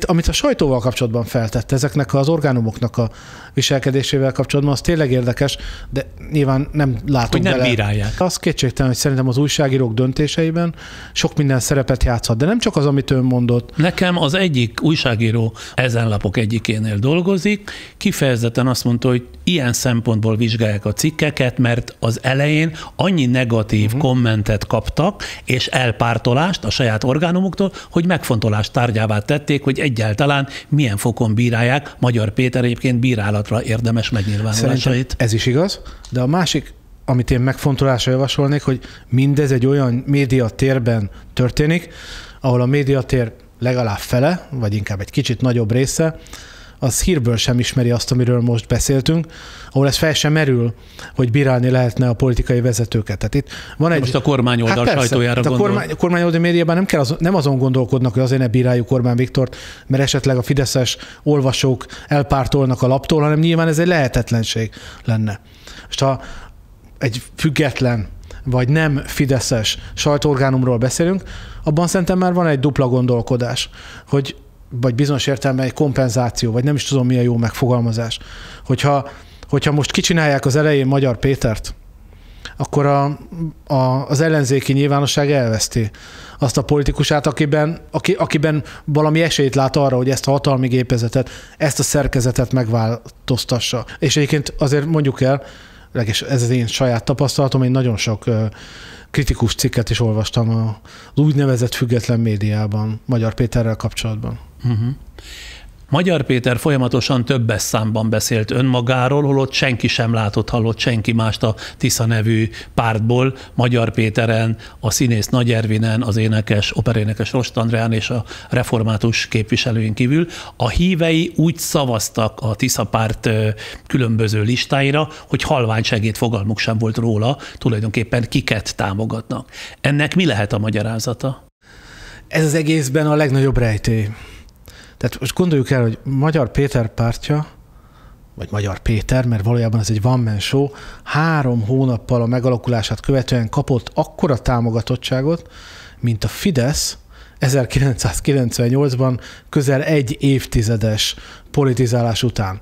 Ugye 1998-ban a Fidesz, ha jól emlékszem, 29% körüli listás eredményt kapott. Előtte ugye 2x10% alatt. Tehát ami a Fidesznek 10 év volt, az Magyar Péter pártjának 3 hónap. Úgyhogy valójában szinte egy Bianco csekket írt alá minden harmadik magyar választó, közel minden harmadik magyar választó. Ez hihetetlen. De mire gondol? Ez miért van így? Hát ez a helyzetről szól szerintem. Arról a helyzetről, amelyben a kormány oldallal kapcsolatos elégedetlenség, az ellenzékkel kapcsolatos elégedetlenség, és jelentős részben szerintem az egyéni életkörülményekkel, a gazdasági helyzet romlásával kapcsolatos elégedetlenség a választók egy jelentős részét csodaváró hangulatba, egyfajta a reménytelenségből egy ilyen messiás váró hangulatba vitte. Tehát tényleg ma már valóban a magyar politika olyan helyzetben volt szerintem most 24 tavaszán, hogy azok a mondatok vagy leírások, melyek szerint az volt a proféciában, hogy majd jön egy ember a Fidesz holdudvarából és megdönti a rendszert, ez nem egy vicces leírás, hanem nagyon sok ember gondolkodott így. Szóval Orbán Viktor azt mondta, hogy minden pofon jó helyre megy, az ellenzéki választók meg azt mondják, hogy csak pofon legyen, mindegy, hogy kiadja. Én ezt érzem. Tehát nem a kéz a lényeg, hanem a pofon a lényeg, és most Magyar Péter kezéről hiszik el a választók azt, hogy ez a kéz tudja bevinni ezt az ütést a Fidesznek. Vagy talán ő, inkább azt gondolom, hogy itt tartunk, ráadásul talánra szavazott nagyon sok ember, egy talánra szavazta meg, és indította el ezt a hype-ot. Ez hihetetlen nagy ugródeszka. Amiről persze óriásit lehet a mélybe zuhanni, hogyha a pártépítésben már nem lesz olyan tehetséges Magyar Péter, de hatalmasat lehet még felfelé is menni. Ahonnan kezdtük a beszélgetést, pont ez. Először az ellenzék, utána a Fidesz. Ezt az ellenzéket kell legyőznie, és ha valóban választást akar nyerni, akkor utána a Fideszre kell rámennie. Szerintem erről szól mindaz, amit tesz, mond. Most tényleg nagyon nem nehéz észrevenni, hogy szimbolikájában, beszédmódjában, fogalmazásában, viselkedésében nagyon erőteljesen hajaz a Fideszre és Orbán Viktorra. És hát nagyon tanulékony, mert például megtanulja, hogy nem lehet az orosz-ukrán háború esetén Oroszország pártján állni, hogy nem lehet Ukrajnát hibáztatni ugyanezen háború miatt, hogy nem lehet brüsszelezni, vagy nem lehet homokvárépítő társaságnak nevezni ugye az Európai Parlamentet, és rendre úgy változtatja meg tulajdonképpen az ő véleményét, mintha sohasem is mondott volna mást. Lehet, hogy, és ez már kérdés, lehet, hogy kivakkarja magát az összes többi Orbán fertőzöttségből is, vagy ő lesz az új, sokkal keményebb és sokkal intoleránsabb, de már korszerűbb megjelenésű Fidesz. Én is azt látom, amit ön, hogy nagyon tanulékony politikusként, ebben is egyébként valakire nagyon emlékeztet, Orbán Viktorra nyilvánvalóan, és azt feltételezem, hogy ha lehetőséget kap, akkor hasonló módon kívánja berendezni a saját pártját is, meg hát nyilván, ha majd még lehetőséget kap, akkor a politikai vezetésben is ugyanezt a mintát követi. Tehát már az egy személyes hatalomirányítás? Hát ezt a karizmatikus, karizmatikus és részben ideológikus politikai vezetés, tehát hogy biztos, hogy nem egy ilyen Megyesi Péter-szerű menedzser hát az látszik, hogy nem. Vezetésben gondolkodik, vagy a baloldali politikai vezetőket gyakran jellemző módon kívánja intézni a dolgokat. De akkor ő lesz a sokkal keményebb és intoleránsabb, de már korszerűbb megjelenésű Fidesz? Egyáltalán nem tudhatjuk, hogy a politikai változás, fejlődés hova fog vinni, de ha így teszi fel a kérdést, akkor simán benne van, azt gondolom az, hogy legyen a Fidesszel ebben a szempontból is versenyképes politikai erő, meg politikai vezető. Ön szerint min múlik az, hogy Magyar Péter sikeres marad-e? Rajta múlik az, hogy milyen döntéseket hoz, kiket vesz be a pártjába, milyen stratégia mentén halad, hogyan akar együttműködni, vagy sem. De egy csomó olyan pont van, ahol el lehet rontani. Most jön a neheze, a politikusi képességekből az építkezés. Az, amit a Orbán Viktor abban a 10 évben megtett, amíg eljutott a nulláról a 30%-ig. Ahogy a Fidesz megszerveződött, amiben benne volt 93-ban a belső ellenzéknek a kiválása. Tehát egy csomó olyan történet, ami nagyon fájdalmas dolog volt. Ráadásul azért a Fidesz mégiscsak egy politikai közösségből indult. Itt nem egy politikai közösség van, itt egy ember van, akinek ez az egész projektet le kellene vezényelni, létre kellene hoznia. Szinte lehetetlen a küldetés. A feladat iszonyatos nagyságú szerintem. Tehát azt gondolom, hogy az a kérdés, hogy mi múlik, azon múlik, hogy ezekben az ügyekben pártépítés, stratégiamenedzselés, tud-e olyan képességeket, kivételes képességeket felmutatni, mint amilyeneket fel tudott mutatni kommunikációban, országjárásban, retorikában. Ez az alapvető kérdés szerintem. Kinézi mindezeket belőle? Hát az az igazság, hogy én azokat sem néztem ki belőle, amikkel eddig képes volt. Ez az igazság. Úgyhogy nem vagyok nagyon hiteles ebben az ügyben, mert nagyon sok kételjem volt kezdetben az ő megjelenésekor. Én azt gondoltam, hogy ez egy onnantól kezdve, hogy a kegyelmi botrány elült, és Magyar Péterről szól a történet, ez már az jól ismert, magyar politika jól ismert játékait hozza. Nem ez történt. Úgyhogy én nagyon óvatos lennék bármilyen előrejelzéssel kapcsolatban, de úgy teszi fel a kérdést, hogy kinézem-e, most már akár elképzelhetőnek is tartom.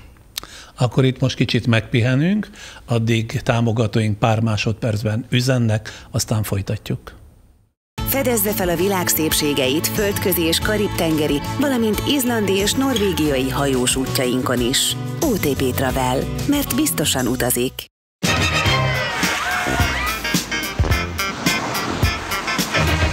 Új Nissan Juke Hybrid. Próbáld ki! Váltsd a családi álmokat, a saját utadat és a szenvedélyedet valóra. Raiffeisen Bank. Váltsd velünk valóra! Török Gábor politikai elemzővel folytatjuk a vasárnapi választások eredményeinek differenciálását. Kerüljön most beszélgetésünk fókuszába a Fidesz. Az, hogy 2004 óta először most sikerült komolyan meggyengítenie és eljelentéktelenítenie Gyurcsány Ferencet és a Demokratikus Koalíciót. Hiába próbálkozott ezzel 2 évtizede Orbán, aztán Márki-Zay, majd Donát Anna. Nem ez volt igazából, és ez eszembe jutott magyar feladata? Tehát, hogy leszedje a politikai tábláról az ellenzéket, elsősorban is Orbán leggyűlöltebb ellenfelé Gyurcsányt. Azért vetem fel ezt, mert 14 éve van elég tapasztalatom arra vonatkozóan, és nem is tudom elképzelni, hogyha a Fidesz komolyan nekiveselkedett volna ebben az elmúlt 3 hónapban, ne lett volna képes akárhogyan is ellehetetleníteni és hitelteleníteni magát Magyar Pétert. Eddig ugyanis mindenkit sikerült hitelteleníteni, akire Orbán komolyan rávetette magát. Nem lehet, hogy Orbán megvárta, amíg Magyar felszámolja az ellenzéket, neki még ez is megért annyit, hogy valamennyi szavazatot veszítsen, és lám, Gyurcsány meg az ellenzék jelentős része ki van lőve. Hát én ezt nagyon másképp látom. Szerintem, ha valaminek a választási eredmények kapcsán a Fidesz nem örült, az a Gyurcsány Ferenc pártjának a eljelentéktelenedése. És most lehet, hogy egyébként abban igaza van, hogy zsigerileg ez egy örömteli fejlemény a fideszes vezérkarnak, vagy akár személyesen Orbán Viktornak. De hát van azért itt egy felépített 14 éve ápolt retorika, ami arról szól, hogy az egész ellenzéknek Gyurcsány a vezetője, és mindenkit össze kell gyurcsányozni. Most ha azt látjuk, hogy van egy 30%-os Tiszapárt, amelyik ráadásul kifejezetten ellenséges viszonyban van Gyurcsánnyal, meg van egy 8%-os demokratikus koalíció és társai, akkor ezután hogy lehet hitelesen elmondani azt a jobboldali választóközönségnek, hogy Gyurcsány mozgatja a szálakat az ellenzéki oldalon? Ez azért, ez óriási veszteség a Fidesznek, hogy ez így történt. Tehát én azt gondolom, hogy ha valaminek a választási eredményekben a Fidesz nem örült, az biztosan az, hogy Gyurcsány Ferenc nem az első számú kívó. Hát gondolja el azt a helyzetet, ha nincs Magyar Péter, és kap a demokratikus koalíció 20%-ot. Hát micsoda nagyszerű dolog lenne ez. Tehát ön azt mondja, hogy a Fidesz, illetve Orbán ezzel, hogy Gyurcsányt és pártját tulajdonképpen kivégezte Magyar Péter, elveszítette a céltábláját. Így van, így van. Lett neki persze egy új céltábla, és még lehet, hogy ez az új céltábla jobb is lesz, ezt most nem lehet tudni, de az kétségtelen, hogy csomó mindent újra kell gondolni. Beszéltünk már arról, hogy a hívek úgy szavaztak Magyar Péter listáira, hogy rajta kívül senkit sem ismertek a listákról, de ugye abban azért biztosak lehetünk mindketten, hogy Orbán titkosszolgálatai pontosan tudják, hogy kik állnak Magyar Péter mellett és mögött, hogy kik a szervezői, kik az ötletgazdák, a tanácsadók, hogy kitől kapja például a pénzt az országjárásra, a Hősök tere és a Fél Andrássy út behangosítására, ami hát azért nem 1-2 millióba, hanem több 10, akár még 100 millióba is kerülhet. És a kormány, illetve Orbán információit mégsem fordította a szokásos intenzitással Magyar Péter ellen. Bár ha jól meggondolom, most szerintem, majd ön elmondja, hogy látja, ez fog következni. Magyar Péter eltakarította az ellenzéket, Orbánék most már megpróbálják majd őt leszedni, idejük ugye 2 teljes évük bőven lesz rá. Mit szól ez a verzióhoz? Hát én más mozit láttam a választási kampányban valóban. Hát gondolja végig, hogy mi mindennek nevezték Magyar Pétert, milyen beállításokat próbáltak. Én inkább azt látom, hogy sok minden nem működött ezek közül, ami lehet, hogy arra sarkalta a kormányoldalt, hogy azt mondja, hogy a honeymoon idején nem érdemes ezeket a kérdéseket fölvetni, majd később jövünk ezekkel elő, amikor a támadások hát hatásosabbak lehetnek. Ebben lehet, hogy van valami, hogy elengedtek dolgokat, de szerintem megpróbálták. Én nem úgy láttam a dolgot.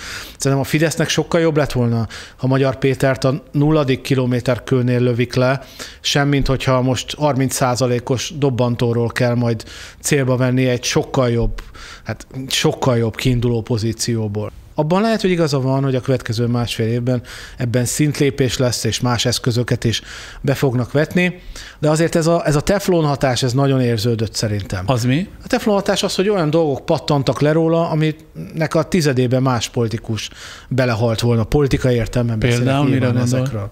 Hát nézze, a volt feleségének az interjúja, az pont olyan volt, amivel kapcsolatban nekem akkor rögtön azt mondták nagyon sokan, hogy kész vége Magyar Péternek. Ez politikus nem éri túl, simán túlélte. Ment a pszichopetizés, ugye ez a feleségverés, tehát egy csomó olyan történet futott, ami önmagában is politikusokat partvonalon kívülre tud tenni. És azért ebben szerintem az is szerepet játszott, hogy hogy is mondjam ezt megint, de hogy ilyen jó fideszes módra kezelte ezeket a negatív kampányokat. Nem úgy, ahogy általában. Magyar Péter, nem úgy, ahogy általában az ellenzéki politikusok korában. Azért emlékszik, amikor Vona Gáborral kapcsolatban voltak különböző karaktergyilkos dolgok, akkor látszott, hogy az őt mennyire megviselte. Még akkor is próbálta állni ezeket a támadásokat, de a nyilvánosság előtt ez inkább gyengítette őt. Magyar Péter meg, ahogy a fideszesek általában ilyen ügyekben, hát szinte az előnyére fordította a legtöbb ilyen támadást. Ez a meghosszabbítjuk bicskéig elve alapján mindenbe beleállt, ahogy a fideszes mentalitás Magyarországon tanítja ezeket a dolgokat, kifigurázta, parodizálta, odaállt a lejáratok, a plakátok elő, és fényképeztette magát. Bizonyos értelemben próbált ezeket bohóccá tenni, kinevettetni, visszafordítani. Ebben az értelemben szerintem sokkal nehezebb dolga volt vele, legalábbis egyelőre a kormányzati kommunikációnak. És az eredményességgel kapcsolatban mit gondol? Beletörik majd Magyar Péter kicsinálásába Orbánék bicskája? Mit lehet még vele kapcsolatban elmondani? Mi az, ami übereli ezeket? Hogy a volt feleség több mint egy órán keresztül meséli a házasságuk történetét, azokat a dolgokat, amik nyilván bármely másik politikussal kapcsolatban oda jutnának, hogy az a politikus utána nem mer kimenni. Elbújdosik, a nyilvánosságtól elzárkozik. Most mit lehet még előhozni vele kapcsolatban? Biztos lesznek dolgok, de én azt gondolom, hogy leginkább Magyar Péteren múlik az, hogy ez mennyire lehet sikeres. És amit Magyar Péter előhozhat, talán emlékszik rá, hogy az év elején azzal kezdte a politikai felfutását, hogy hangfelvételekről így többes számban beszélt, amelyeket biztonságos helyen őriz, mint mondta. Ezekből egyet mutatott be, nem többet. Elképzelhető, hogyha Orbánék megpróbálják kicsinálni őt, előszedi a többi hangfelvételt is? Sok minden elképzelhető, de én nem vagyok meggyőződve arról, hogy nála vannak-e ilyenek, és akarja használni. Szerintem, ha végig gondoljuk, hogy mit ért el azzal a hangfelvétellel, amit bemutatott, akkor szerintem az összkép, hogy az nagyon keveset tett hozzá Magyar Péter sikeréhez. Tehát az, hogy ő el tudott jutni odáig, nem azért tudott eljutni, mert volt egy hangfelvétele, és az ügyészségnek ezt bemutatta. Az legfeljebb arra volt alkalmas, hogy a nyilvánosság előtt őt fenntartsa, de önmagában a dolog, hát mit ért el? Semmit. Hát de legfőképpen ez az ügyészségen múlott, vagy legalábbis azon a koreográfián, ahol most tart az ügy. Nyilván, de abban az értelemben mondom ezt, hogy Magyarországon az ilyen ügyek kapcsán szerintem olyan mértékben változott meg a választóknak az ingerküszöbe, növekedett meg, hogy mi lehet egy hangfelvételen, aminek valódi, komoly politikai következménye lenne, ha annak nincs, hogy egyébként egy hangfelvételen a volt igazságügyminiszter elmondja, hogy Rogán Antal és emberei be tudtak menni az ügyészségre, és ki tudták húzni a rájuk vonatkozó részeket. Akár igaz, akár nem, de hát egy olyan állítás, amit nyilván hetekig, hónapokig beszéltünk volna, hogyha ez 10 évvel, 20 évvel ezelőtt hangzik el Magyarországon, és nagy valószínűséggel lettek volna a választók szempontjából következményét, tehát választók döntését befolyásoló. Magyarországon ezt legfeljebb legyintéssel fogadták az emberek. A kormányoldalon nem hitték el, az ellenzéki oldalon meg azt mondták, hogy hát ezt tudtam. Nyilván. Hát nem változtatott meg semmit. Én azt gondolom, hogy éppen ezért nem is érdemes ilyen hangfelvételekkel előjönni. Ugye beszéltünk az adás egy másik pontján a Karácsony Gergellyel kapcsolatos hangfelvételekről. Én azt látom, hogy ezek ugyanabba a logikába jönnek bele. Nem tudok elképzelni olyat, amit egy politikus mondana egy hangfelvételen, ami számára a saját választói előtt ártalmas lenne. Tényleg. Tehát az összödi beszéd-szerű sztorik ma már szerintem a kutyát nem érdekelni. De látja, a kegyelmi ügy mégiscsak tudott olyan helyzetet teremteni, mert gyerek volt, kiszolgáltatott gyerek volt, ami azért a Fideszt a válság széléig juttatta. Hát így van, mert a szíve közepét találta el a fideszes politikának, valami olyan ponton érintette meg, ami a legfontosabb volt a Fidesznek.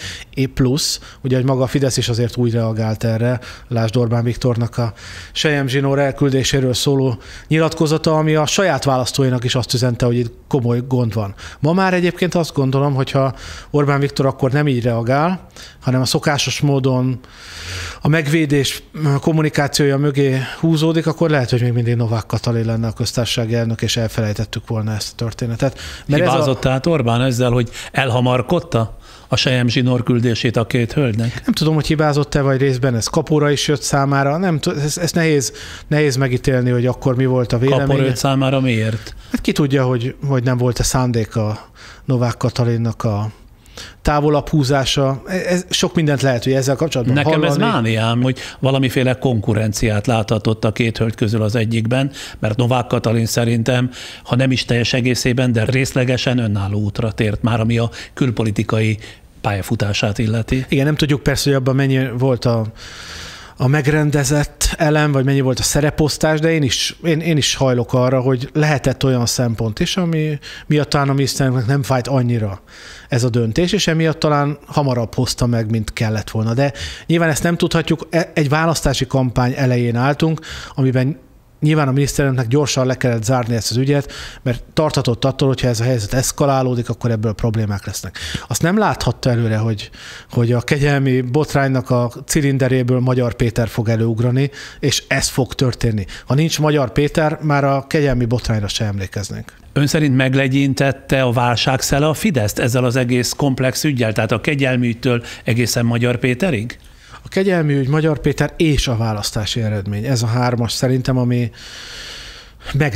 Jó, ahogy megfogalmazta, meglegyintette a Fideszt. Bár nyilván a Fidesz soha nem fogja bevallani, és nyilván nem lesz olyan vezető, aki erről beszéljen, de azt gondolom, hogy a Fideszben most az a konszenzus, hogy ez a választás ez nem úgy sikerült, ahogy tervezték, hogy egy új helyzet van, amely új helyzet új módon való politizálásra ösztönzi a Fideszt, és a 2026-os választás az kiszámíthatatlanabbá vált, mint gondolták korábban. Ebből persze, és ez a fideszes tapasztalat is, lehet, hogy sokkal jobban fog kijönni a Fidesz, mint kijöhetett volna más szenáriókkal, de azért a pálya bizonytalanabbá vált, kiszámíthatatlanabbá vált. Ez sose jó. Gyakran hivatkozik arra, hogy mit csinál egy ilyen helyzetben, meg egy olyan helyzetben egy politikus. Ezt tankönyvből tudja, vagy mondja, vagy tapasztalatból? Régóta meggyőződésem az, hogy a politikát leginkább akkor lehet megérteni, ha a politikusokat megértjük, ahhoz pedig közel kell menni a bogarakhoz. Nem szabad bogárrá válni, de a bogarakhoz közel kell menni, ki kell menni a rétre. És én nagyon törekszem is arra, nem olyan egyszerű, de törekszem arra, hogy legyenek személyes kapcsolataim politikusokkal, és legyen személyes információm, tudásom arról, hogy néz ki a dolog, mert nagyon sokszor teljesen más a fénytörés.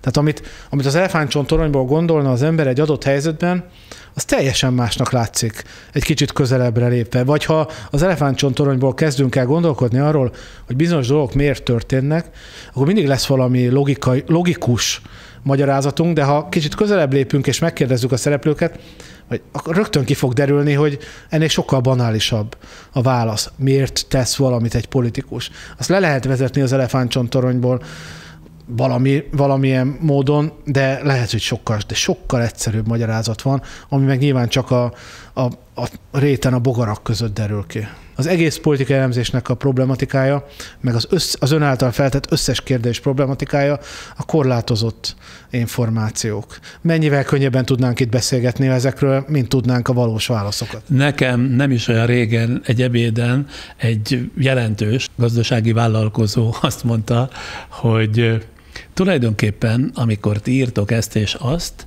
mindig arra gondolok, hogy legfeljebb, de jó indulattal csak a jéghegy csúcsát kapargatjátok, hogy mi van a jéghegynek akár a vízfelszín feletti részén, azt ti már soha nem tudjátok meg, hogy a legmélyről már ne is beszéljek. Úgyhogy tulajdonképpen arra gondoltam, el kéne dobni kapát, kaszát, és abba hagyni mindent, mert hiszen a valóság, a tényleges, az objektív valóság, meg amit az ember ebből tud, vagy képes tárni, az köszönő viszonyban sincs egymással. Hát a kaszát, kapát eldobás, ez pont olyan, amire én is gondoltam nagyjából egy évtizeddel ezelőtt, amikor kicsit jobban bele tudtam ásni magamat például a Fidesz vagy a kormányzat mögött lévő gazdasági holdudvar világába, én ugyanerre jutottam. Tehát, hogyha az, amiről korábban beszéltem, meg gondolkodtam, meg amiről szólnak az újságok, vagy a televíziós beszélgetések, azok mindig olyanok, mintha egy ilyen Potyomkin-falvak lennének, vagy mintha valahol a színpadon a függöny előtt lévő dolgot látnánk csak, vagy nem látnánk azt, aki mozgatja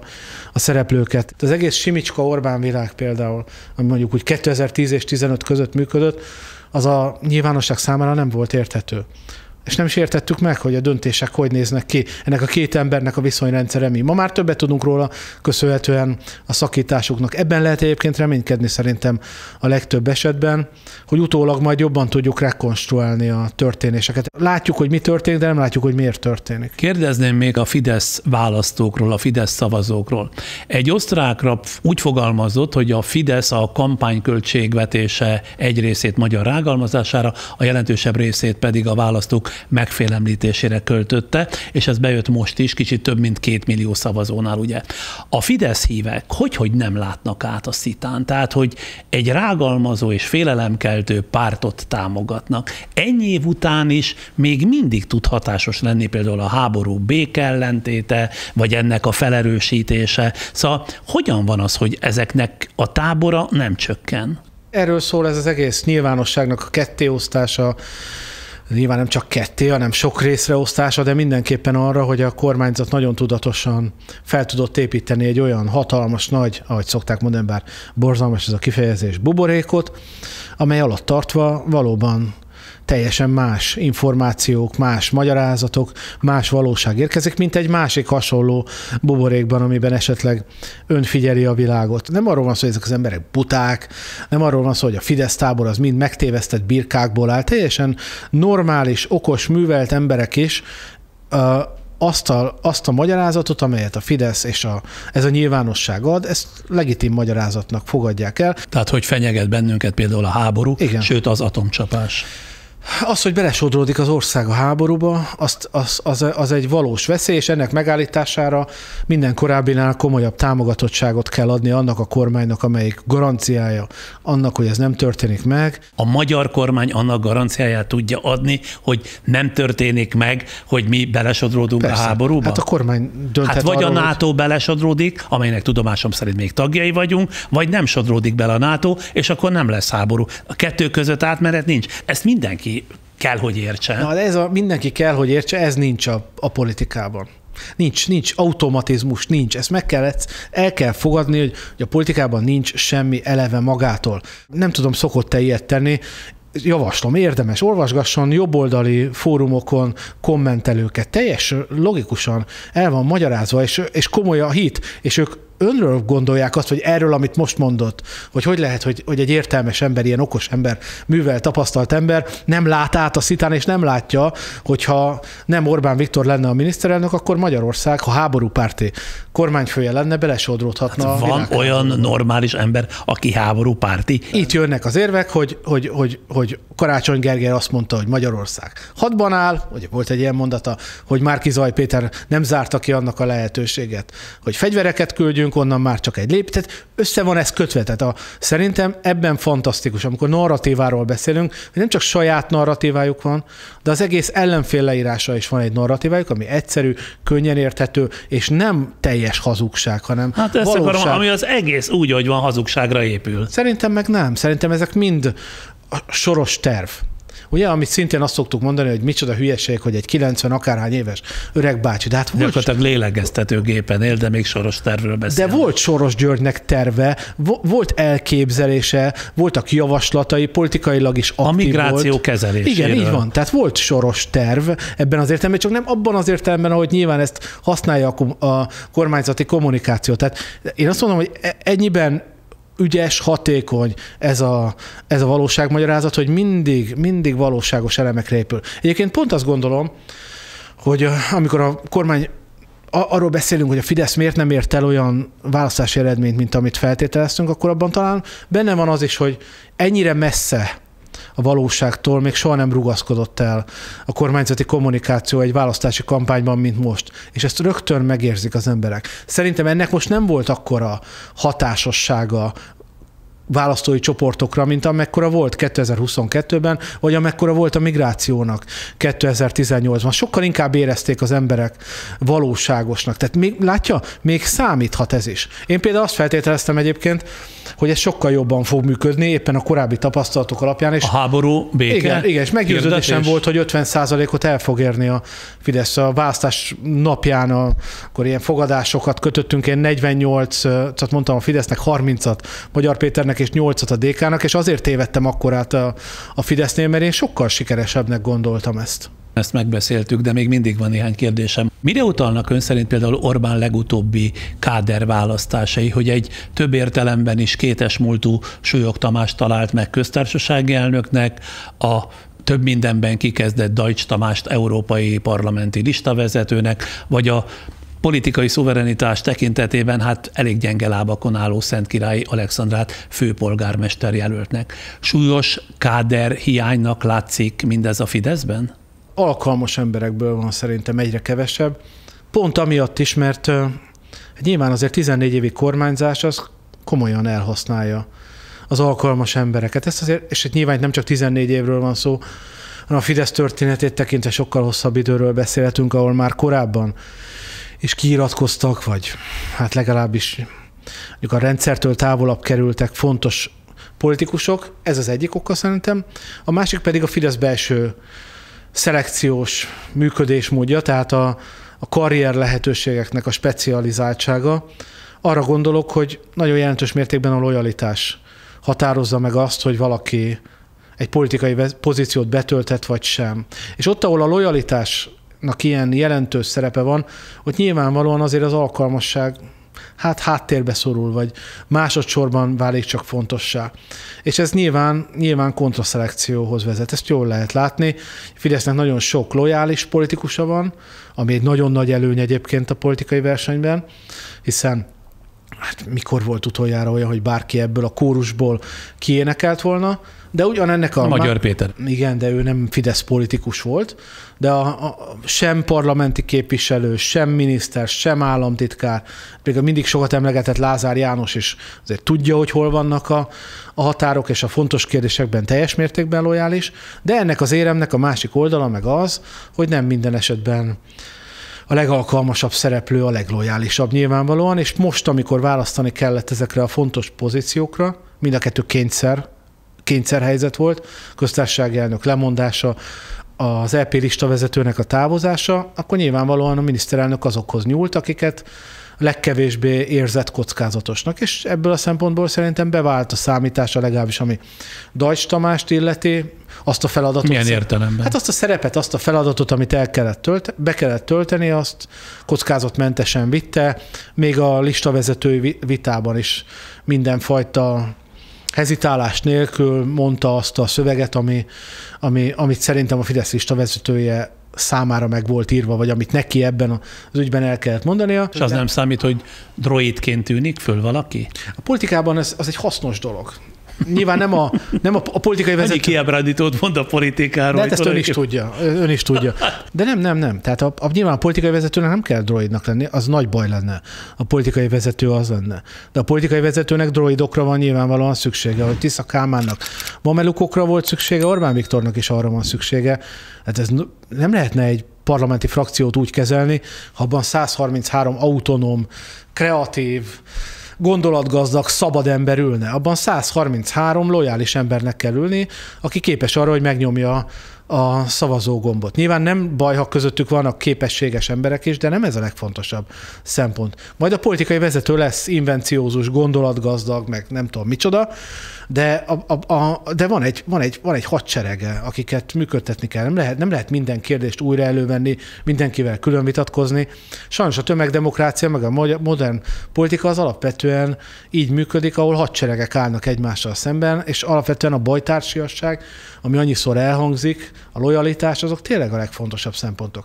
A baj az, amikor csak ez van, ez mindent felülír, mert akkor tényleg az történik, hogy egy idő után kivesznek a rendszerből azok a szereplők, akik egy kicsit nagyobb autonómia fokkal rendelkeznének. Még amit szóba akartam hozni, hogyan vélekedik ön Orbán külpolitikai ítélő képességéről? Megmondom, hogy miért kérdezem, ugyanis sokatszor bizonyul hamisnak Orbán Viktor harci kürtje, amellyel például Brüsszel elfoglalására hívott. Ha jól figyeltem, ezúttal sem söpört el a szélsőjobboldali pártok győzelme az Európai Uniót. Ráébrednek-e valaha is a Fidesz politikusai és hívei, hogy Orbán nem az a vátesz és megmentő, akinek valaha hitték? Először is ugye a Fideszben az a mondás, hogy Orbán Viktornak nem igaza van, hanem igaza lesz.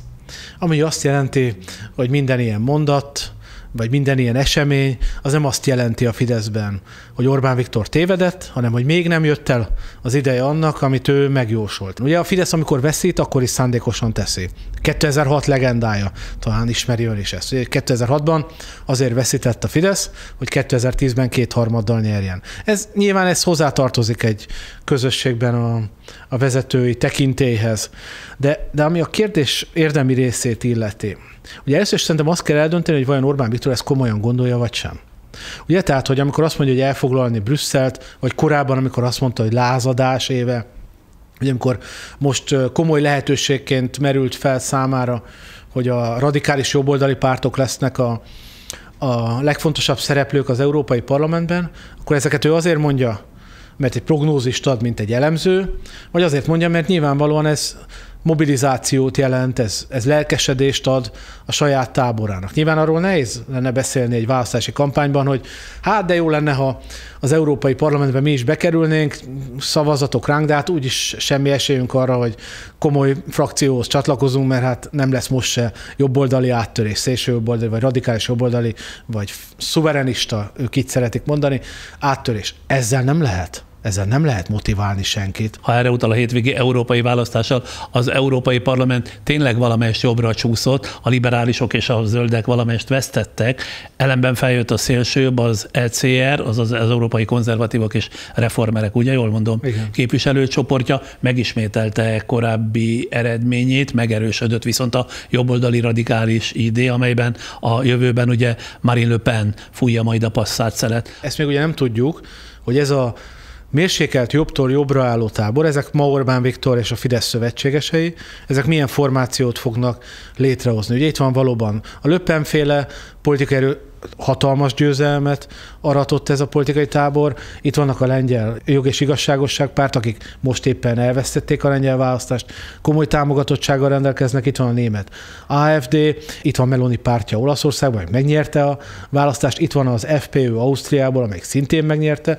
Igen, de a Wall Street Journal ehhez azt teszi hozzá, hogy az európai jobboldal győztes pártjai azért tudtak előre törni, mivel középre húzódtak egy sor kérdésben, amelyik erre nem volt hajlandó, mint például az előbb hivatkozott német AfD, az elmaradt ugye jósolt sikertől, miközben ezt az AfD-t az európai pártcsaládja is kivetette magából. De ahogy látom, így sem lesznek képesek egyértelműen meghatározók lenni az Európai Parlamentben a szélsőjobb erői, ráadásul mintha azért mennek köztük a harc, hogy ki legyen a kakas a szemétdombon. De az biztos, hogy az olasz Giorgia Meloni vagy a francia Marine Le Pen mellett nem Orbán Viktor lesz az. De akkor mire megy így Orbán Viktor a világpolitikát dominálni akaró terveivel?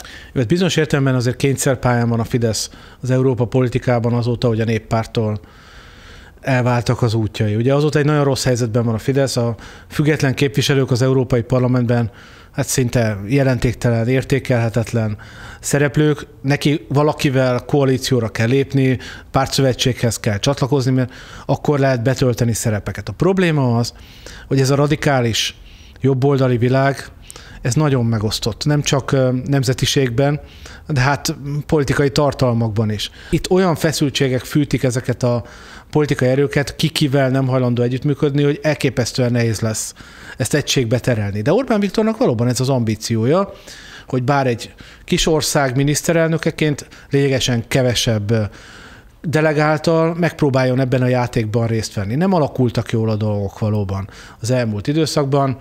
Ugye korábban egy másik olasz politikust gondolt ennek a tábornak a vezetőjévé, aztán Melonit, az olasz választásokat követően, de Meloninak az Ukrajna politikája nagyon nem egyezik Orbán Viktor politikájával. Nagyon nehéz azt látni, hogy akkor pontosan Meloni az nem akar-e esetleg közeledni a Néppárthoz, mi a helyzet ott. Ráadásul ott van ugye a román radikális jobboldal, szélső jobboldal, akikkel meg nyilván a magyar Fidesz nem hajlandó együttműködni. Egy kicsit úgy látom, hogy a Fidesznek volt egy stabil, elismert, nemzetközileg is nagyon befolyásos helye az Európai Néppártban. Orbán Viktor 5 évvel ezelőtt, hát talán az túlzás, hogy királycsinálóként, de egy nagyon fontos szereplőként vett részt hatalmi alkudozásban, és járult hozzá Ursula von der Leyennek a megválasztásához. Azóta viszont bizonyos értelemben kényszerpályára került a Fidesz, és Orbán Viktor szeretne visszakapaszkodni egy hasonló pozícióba. De nem látom azt, hogy jó irányba mennének a dolgok, de értem nagyjából, hogy mi lehet Orbán Viktornak a törekvése, de valóban, ha valahol azt lehet mondani, hogy a politikája fénytörést kap, az ez a terület. De akkor ki fogja befogadni Orbánt és a Fidesz képviselőcsoportját az Európai Parlamentben? Önmagában nem lehetetlen, hogy a Fidesz találjon magának egy otthont, ahol ráadásul fontos szereplő, akár harmadik szereplő lehet. Inkább azt látom kérdésesnek, hogy a többiek képesek-e megállapodni. Tehát ugye ez az egész radikális jobboldali tábor akkor lenne komoly erő, ha a legtöbb fontos szereplőt, a spanyol Vox-tól a román radikális pártig, vagy szélsőséges pártig egybe lehetne terelni. Az tényleg, az majdnem már a Néppárthoz, nyilván nem, de azért mégis a Néppárthoz mérhető mennyiséget jelenten az Európai Parlamentben, és tényleg az Európai Parlamentnek egy teljesen új irányát, amelyben megszűhetne akár mondjuk például a hagyományos néppárti, szociáldemokrata, liberális együttműködés. De ez iszonyatosan nehéz feladatnak látszik, és szerintem nem közelebb vagyunk hozzá, hanem távolabb vagyunk tőle. Végül, milyen belpolitikát, milyen magyar közéletet lát maga előtt mondjuk a következő fél vagy egy évre? Hát váratlanul izgalmasat szerintem. Bármilyen kimeneten gondolkodunk, az mind olyan, amit eddig még nem láttunk. Ugye alapvetően 2 kimenet lehetséges most. Az egyik a Tisza párt további erősödése, és hát szinte egy kétpárti struktúrának a kialakulása 2026-ra, amelyben a Tisza párt meg a Fidesz újra lejátszhatja azt a meccset, amit most már elkezdett, nagyban, nagy téttel, akkor az egy nagyon izgalmas történet lesz. De ha a Tisza pártnak ezek a reményei nem teljesülnek, és ez egy hamvában halt projekt lesz, ami 2026-ra kiderül, az is nagyon érdekes lehet, hogy akkor ebben az űrben mi fog történni, vagy hogy kitölti be, eleve hogyan megy ez a folyamat végbe. Én azt nem gondolom, hogy mondjuk a Fidesz szavazótábora az jelentősen csökkenne, vagy akár növekedne. Szerintem a Fidesz saját oldala az nagyjából, amit most látunk, az intakt, tehát azt nem tudom elképzelni, hogy a Fidesz szétesik, vagy bármi ilyesmi másfél év alatt megtörténjen. Ugye a másfél év az a politikában már nagyjából a választási kampány, az intenzív választási kampányidőszak, tehát pillanat alatt át fogunk fordulni oda, hogy minden a kampányra és a választásra tekintve történjen. Ugye azt gondolom, hogy a Fidesz ebből a szempontból kevésbé lesz igazán érdekes, ami igazán érdekes lesz az, hogy mi történik ellenzéki térfélen, és most van esély arra, hogy történjenek dolgok, akár így, akár úgy. Hát akkor ezzel fejezzük be. Török Gábor, köszönöm szépen. Köszönöm én is. Aki úgy érzi, tanult ma is valamit tőlünk, illetve ezúttal Török Gábor politikai elemzőtől, és van rá lehetősége, kérem, támogassa műsorkészítésünket, vagy a YouTube-on, itt a képernyőnk alatt kissé jobbra található köszönetgomb megnyomásával, de támogathatnak a patreon.com-on, a Friderikus Podcast oldalra kattintva, és harmadik lehetőségként itt a YouTube-on a tartalomleírás alatt is van lehetőségük támogatni bennünket. Köszönjük szépen munkatársaim nevében is a támogatásokat. Pár másodpercre kérik még a türelmüket támogatóink, aztán néhány szóra én még visszajövök. A műsor támogatója a Nissan magyarországi forgalmazója, a Grand Automotive Central Europe Kft. Váltsd a zöld megoldásokat valóra. Raiffeisen Bank. Váltsd velünk valóra. Fedezze fel a világ szépségeit az OTP Travel hajós útjain is. Az idén úgy döntöttünk, hogy nyári szünetet ugyan nem tartunk, de kissé ritkábban fogunk jelentkezni friss beszélgetésekkel, legközelebb például 3 hét múlva. Addig is ajánlom az önök figyelmébe korábbi beszélgetéseinket, például ez a mai témához kapcsolódva épp egy hete került föl egy vita Magyar Péterről, azzal a címmel, hogy mire esély Magyar Péter, és 2 akkori vendégünk, Csillag István jogász és Kele János közgazdász vitatkoztak Magyar Péterről, bizalmuknak és kétségeiknek egyaránt hangot adva. De nemrégiben ért véget a felismerésekben gazdag 6 részes generációkról szóló sorozatunk Steigerwald Krisztián generációkutatóval. Ezt a 6-szor körülbelül 1 órát megtalálják YouTube csatornánk 3. vízszintes sorában. Aztán valamikor április elején hívtuk meg az ALS beteg alkotmányjogász Karsai Dániel öccsét, Karsai Pétert és ápolóját Márkovics Ákost, akik közvetlen közelről követik a betegember fizikai leépülésének folyamatát, és harcolják végig a beteggel együtt, hogy akiknek az élete egy gyógyíthatatlan kór következtében végső fázisba jutott, azok a sok szenvedéssel járó mesterséges életben tartás helyett jogszerű, törvényileg is szabályozott körülmények között maguk választhassák meg az életből való méltóságteljes kilépésük pillanatát, illetve az ehhez szükséges szakasszisztenciát, azaz választhassák az aktív eutanáziát. De néhány hónapja beszélgettünk a manapság a világon első számú sztárnak számító amerikai énekes Taylor Swift ürügyén, a Liszt Ferenc Zeneművészeti Egyetem oktatójával, Fazekas Gergellyel, aki a katedrán Bach és Beethoven, Ligeti és Kurtág műveit és módszereit elemzi, de személyes érdeklődésének köszönhetően Taylor Swift szakértővé is vált. Tőle például sok fontos és érdekes dolgot tanulhattunk a zenéről. És hadd ajánljam figyelmükbe a Torzomborz tudóst, ahogy sokan nevezték, a viselkedéskutató David Barrett Tamást, aki azt szorgalmazza, alakítsuk át a társadalmainkat, hogy az összeomlás felé vezető útról a civilizációnkat letéríthessük, és alkossunk új típusú embereket, de hogy egyáltalán ez lehetséges-e, az mind kiderült a beszélgetésből, melynek címe Csináljunk új embert, így kérdőjellel. És akkor még archívumunkról, a YouTube oldalunk 6. vízszintes sorában található egykori televíziós riportjaimról, műsoraimról, beszélgetéseimről, fontos és szórakoztató témákról. Erről az immáron 296 epizódról nem is tettem említést, ami szintén sok-sok csemegét kínál önöknek a következő körülbelül 3 hétre, amíg legközelebb találkozunk.